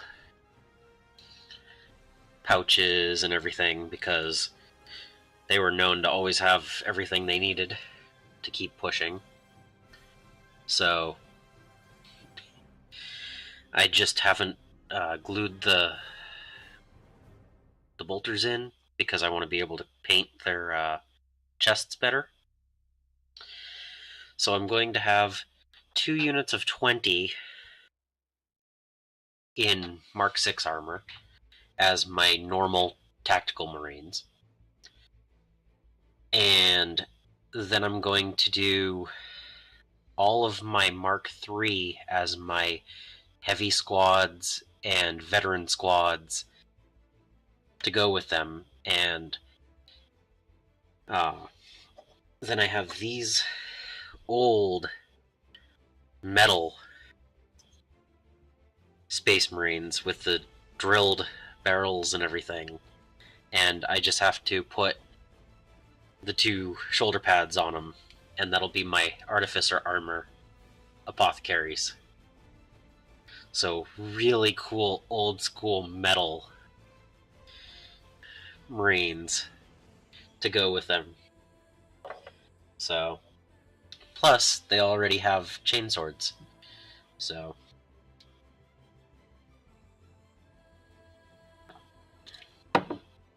but that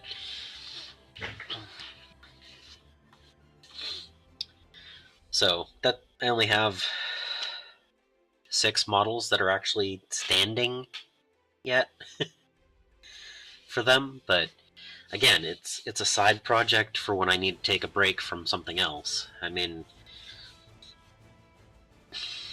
between all the other things, I mean, but yeah, I have 2 of the One Piece shoulder pads from the older Tactical Marine kits, and that'll be what they have for their shoulders. So when I bought this one, it actually had an Ultramarines one, so I had to cut that off. but I thought it would be cool to have my veterans and heavies wearing the Mark III armor, and having the newer guys be in the Mark VI, and I might do like the sergeants having the Dusk Raiders shoulder pads, or maybe not the sergeants, but I'm thinking the veterans might have the green shoulder pad, like the Dusk Raiders,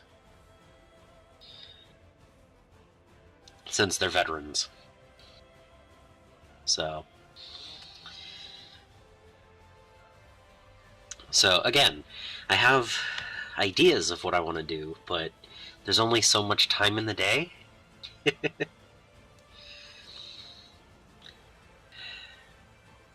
And I also have to balance off how much I plan on using each army once it, which one's priority. Am I going to get Age of Sigmar done and playing it before I get to a Heresy game similar to that? And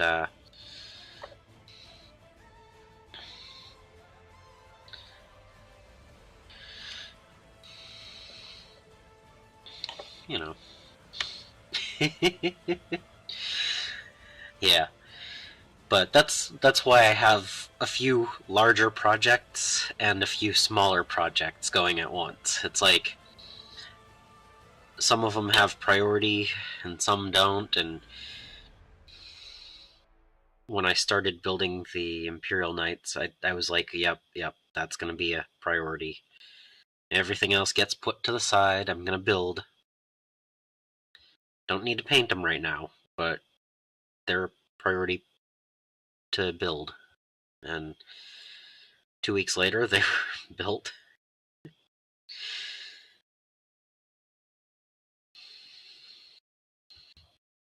And I don't plan on having my Heresy army ready to go anytime soon, because, again, it's 88 models. Oh, the music stopped.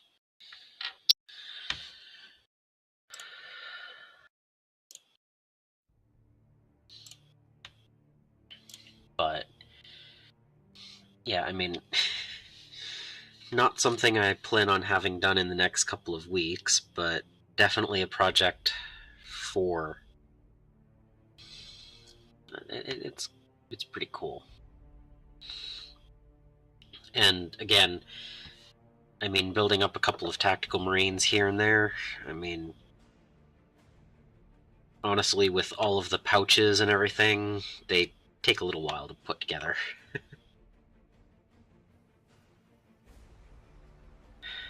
They have about as many bits as these Praetorians do. They're quite a few pieces to that. But all right.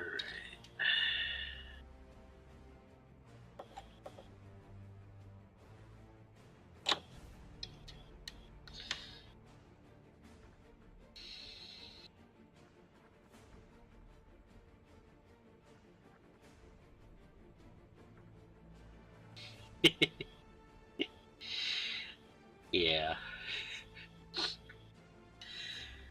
It's like I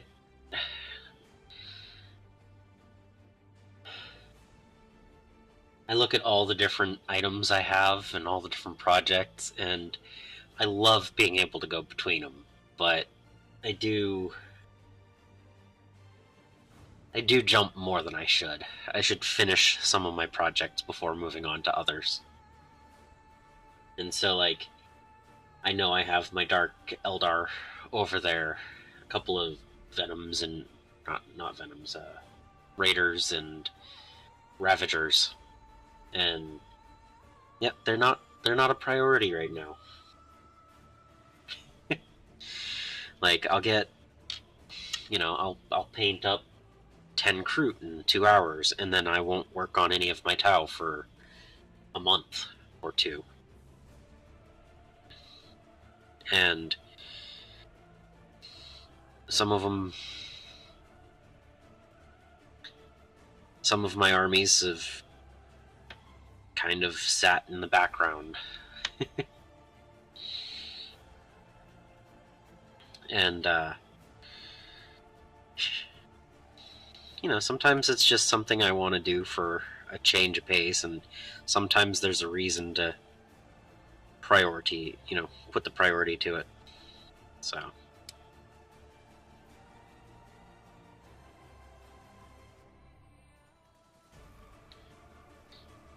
But yeah, the 1,000-point goal, I have half of a script written so far for one of my videos for the rest of this month, and it's actually going to be about that 1,000-point goal.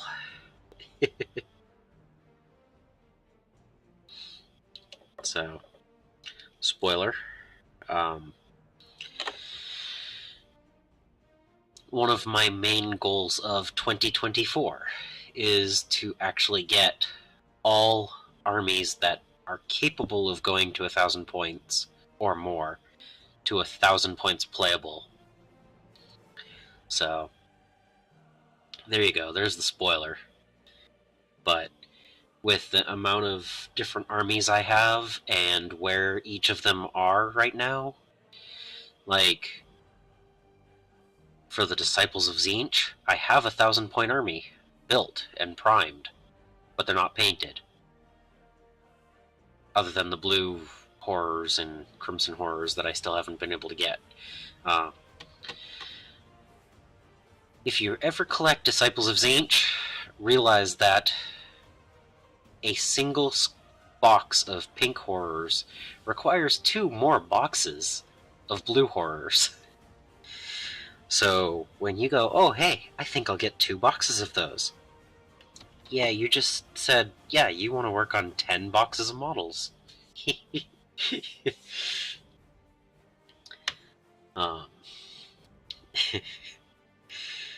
But yeah, getting to 1,000 points in each of my armies by the end of 2024 is a fairly large and more than likely possible goal.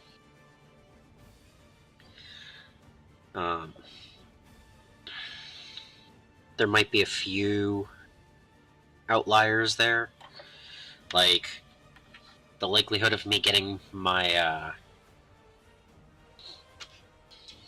my Imperial Guard to 1,000 points may not happen. But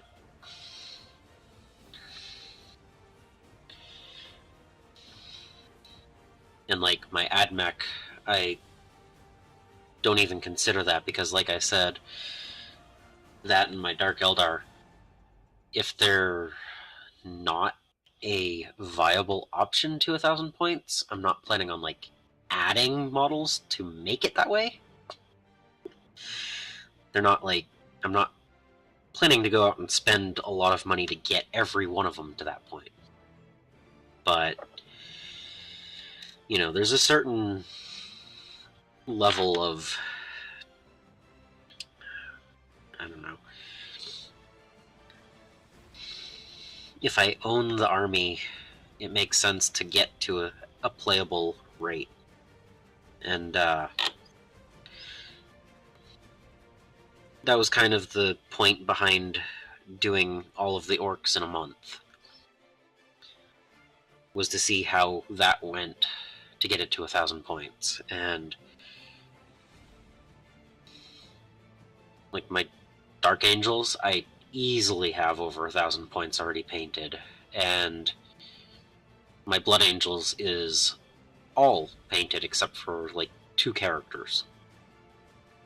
And same with the Grey Knights, you know, so I don't have to work on them to get them to 1,000 points because they're already there.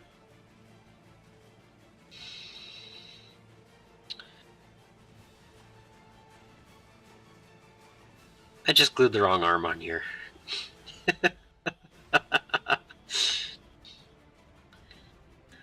I just glued the right arm, no, the right hand on the left arm. So, there you go. Oop. There we go.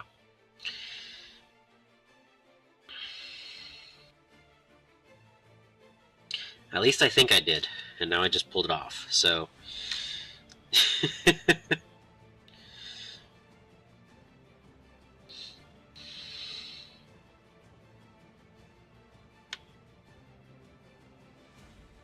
Yep, okay.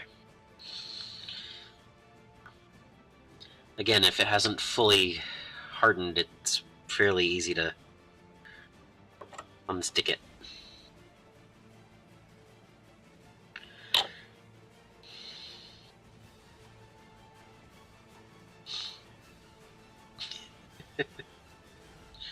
Just a little bit of distraction.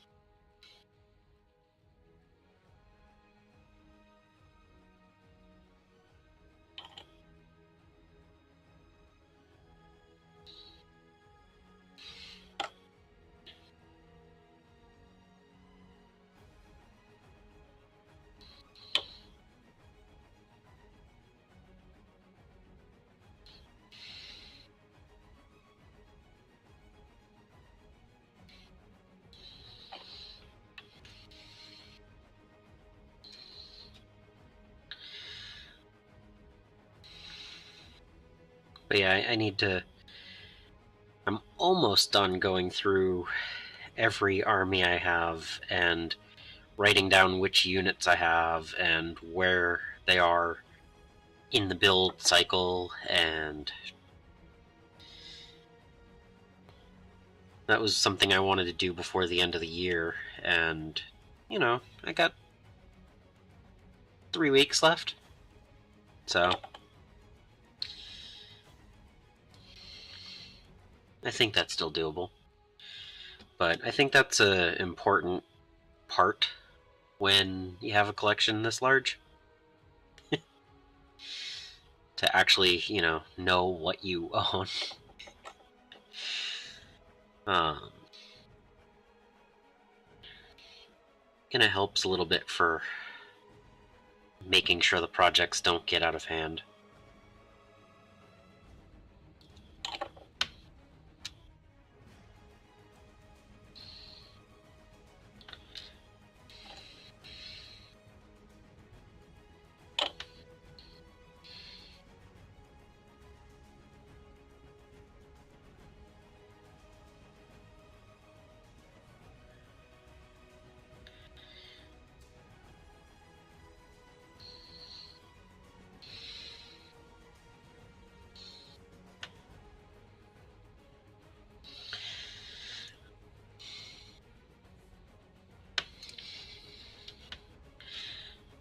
It'll probably be part of a different video, but it'll have that same basic premise.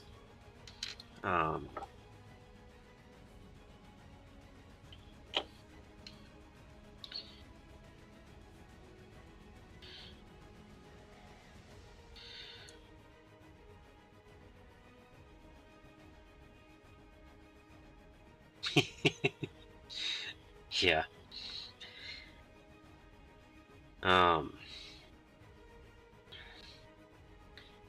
Again, like I said, I have 88 models for my Horus Heresy army, and that's a exactly 3,000 point army, which is, I guess, what you usually play it at. And if it hadn't been so close to that, just coming off of the 2 boxes I already bought, there would probably be a good chance that I would never have purchased them in the first place.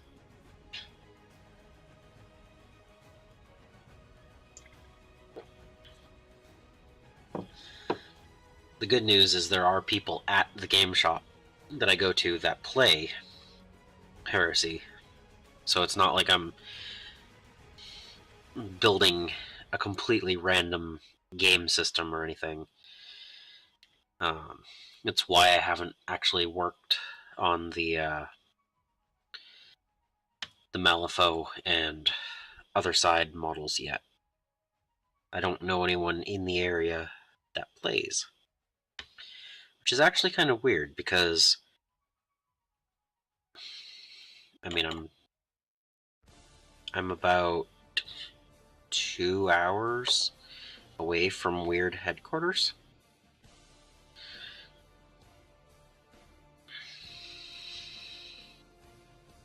Roughly.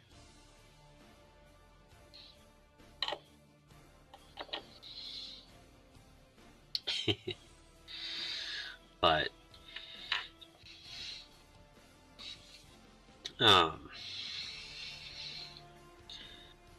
what was I gonna say?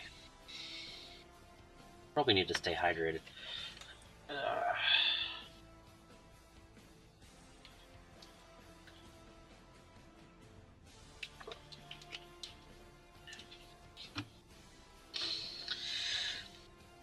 Yeah, I mean, it looks like an amazing game, and I have, what is it?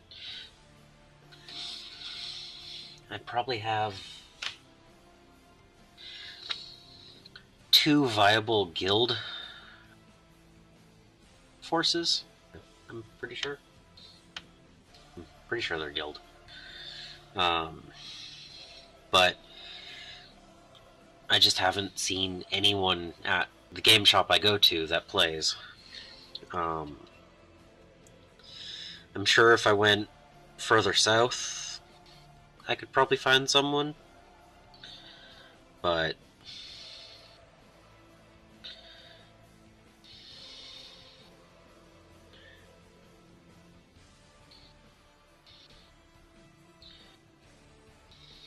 alright, another really weird arm setup.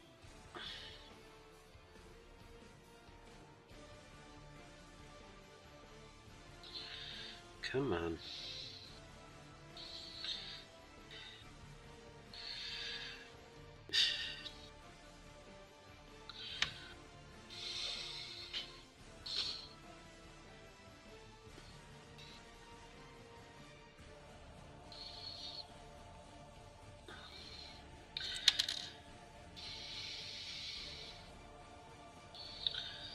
How is this guy supposed to even?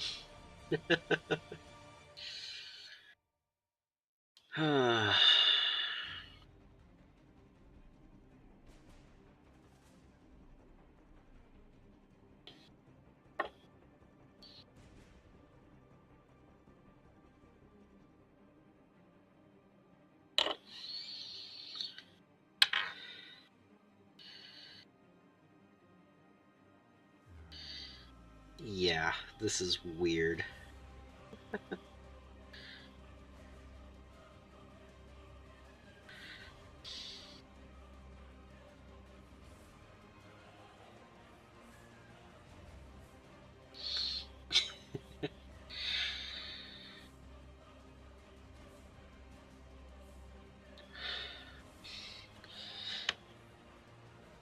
Yeah, I might be able to talk some other people into playing Malifaux. I have enough options, but I would need to get better at it myself. And, okay, I'm really not sure how these arms are supposed to go together.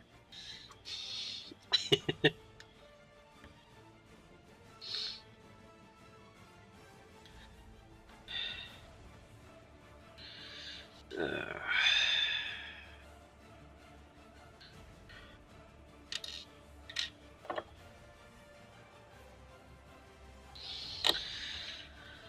okay.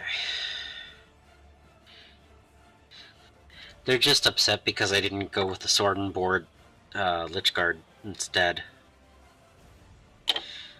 So much easier to put together when it's just two separate arms with no interaction.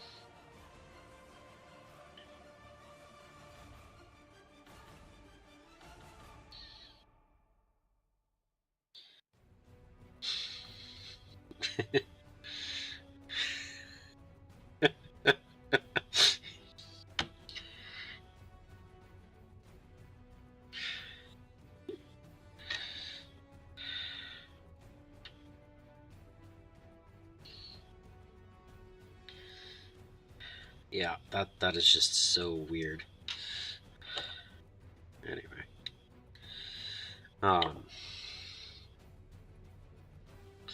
But yeah, I have enough card decks to play Malifaux. I just haven't tried to.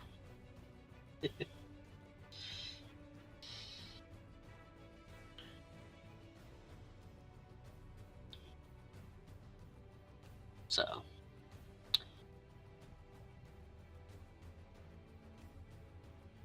Yeah, more time. I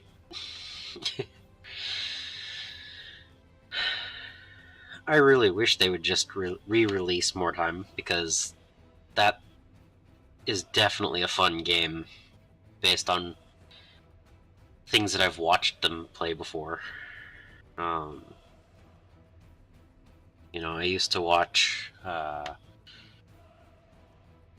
GMG playing more time years ago, and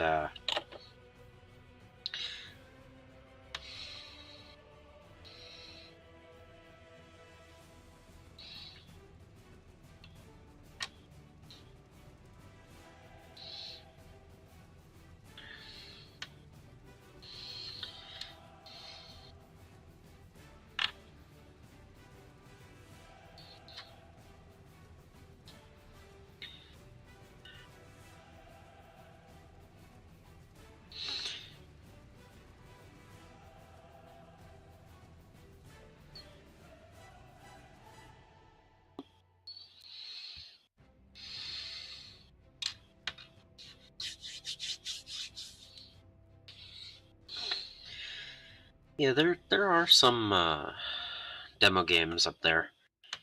I know there are a few YouTubers that actually focus on Malifaux, not just, you know, as a part of their in, you know, uh, variety, but actually that's their priority. Um, but yeah, Malifaux. Yeah, sorry. I can tell that I'm talking longer than I usually do, so I'm gonna finish these models first. But um, more time. I was. I looked at some of the. Oh, what kits were they? Uh,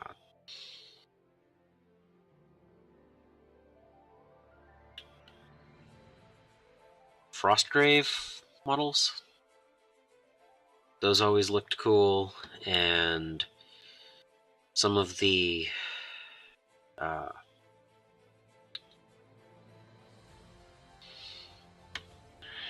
some of the other kits from War Games Atlantic,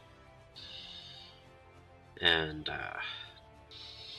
there were a lot of cool model kits that could work for Mordheim. I actually backed one of the old Reaper Bones Kickstarters with the intent that I would build a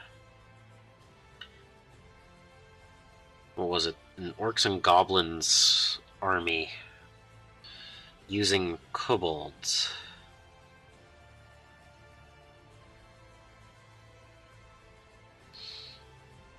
Instead of Orcs and Goblins.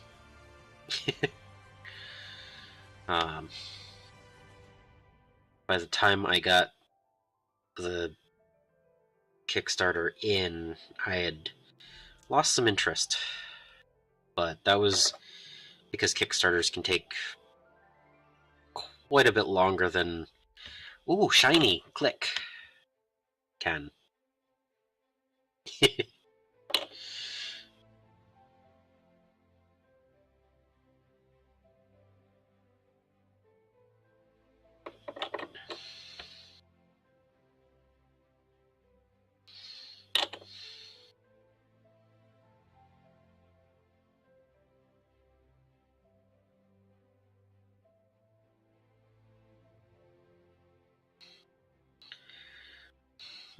No, that's not the problem with Kickstarter, but it's a problem with Kickstarter.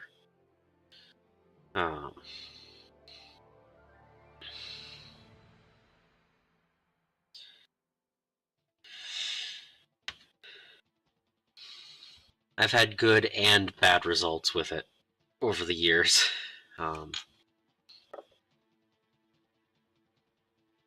But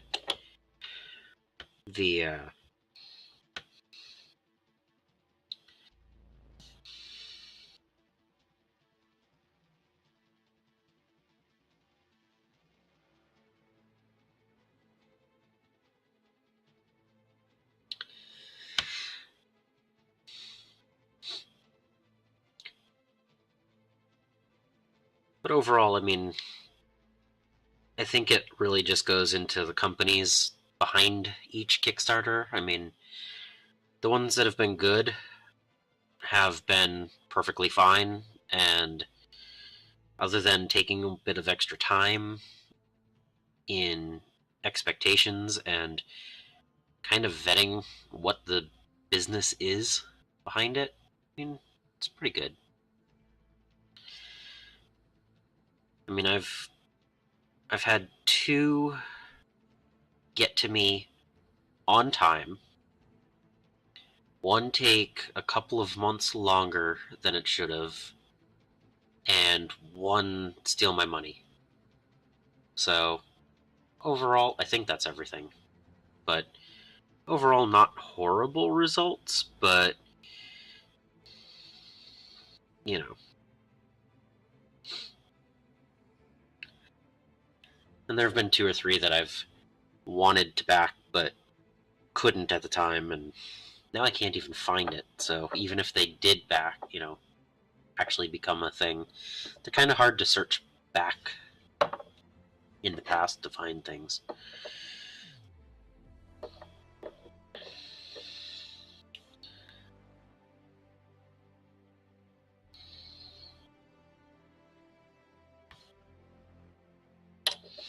So I'm using the melted sprue in the Tamiya one to reinforce the wrists now. And that'll probably be it for the night. But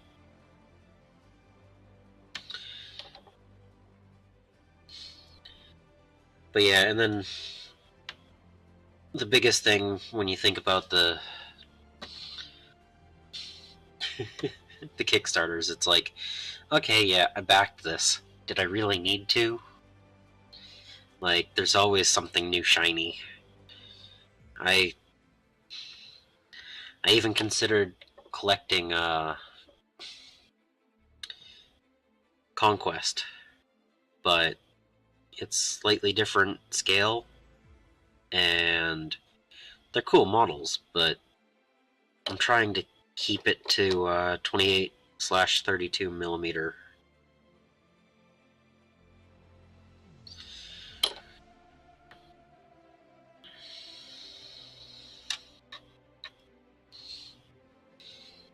Yeah.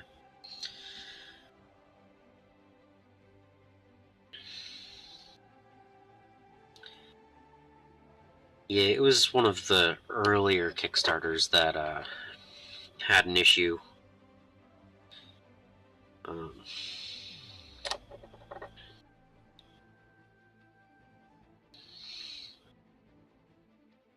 but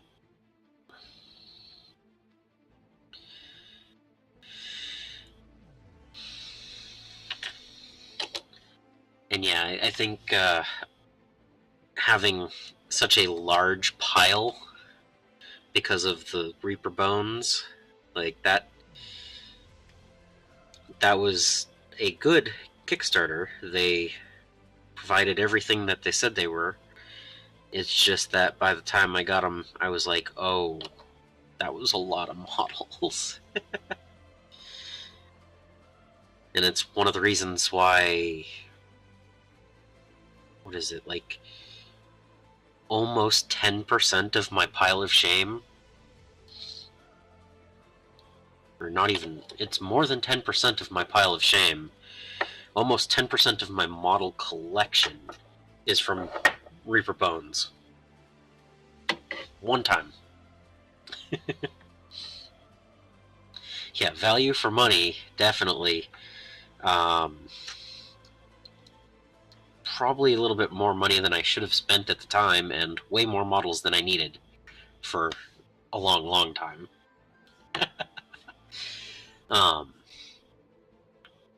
I got, yeah.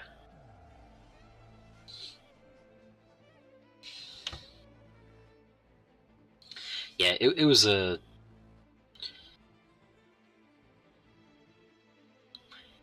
It was a... probably an equivalent amount of buying a 2,000 point Warhammer 40,000 army. So, yeah.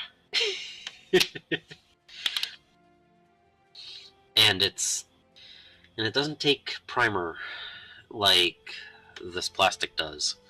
So to paint it, you have to wash it quite well, soap and water. Doesn't always clean 100%, and then you cannot prime it with aerosol primer. So I still haven't gotten around to trying a airbrush primer, but it feels weird painting bare plastic, and it doesn't always cover 100% in the first pass. So yeah, cool sculpts, not too hard to clean up. I have painted about 20 of them this year, somewhere in that area, but yeah, it's just, you know, they're cool models. I'm not getting rid of them, but they're not really a army to play with. It's more of like a D&D model, and I'm not a DM. So it feels a little bit weird. Like, I could paint them up for a campaign, but unless the campaign goes in a certain area and can use those models, they're just sitting there. I bought a few to be Chaos Demons, like big demon princes and stuff like that, but they don't quite work as well as a regular 40k model. And again, they're slightly softer plastic. So I think they're PVC. So, it's been so many years since I bought them. Sunk cost. They're here. I'll paint them occasionally.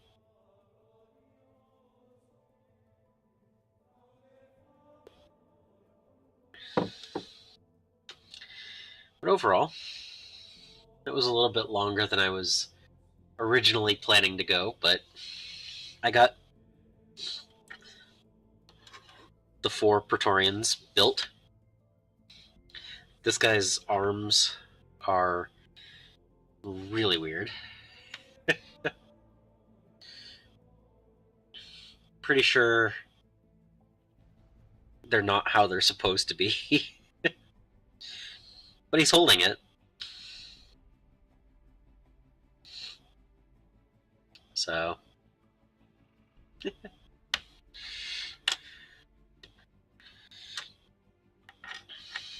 I mean, the other 3 look good, so...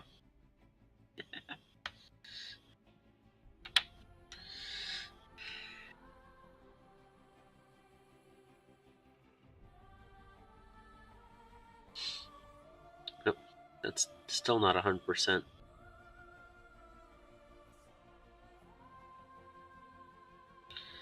Aha, that's not glued in. Okay, they're almost done.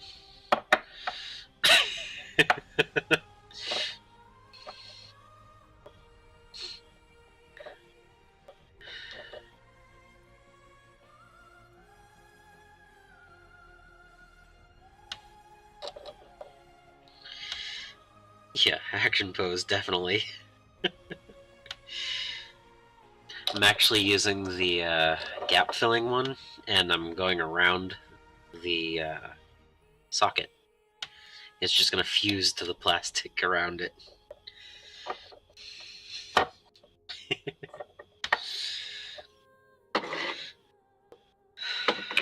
But yeah, I had a good time. Thanks for chatting with me. These live streams are definitely more interesting when other people are here.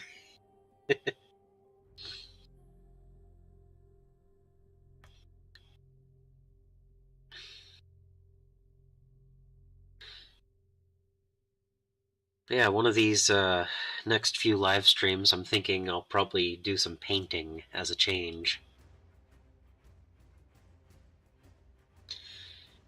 But, yeah.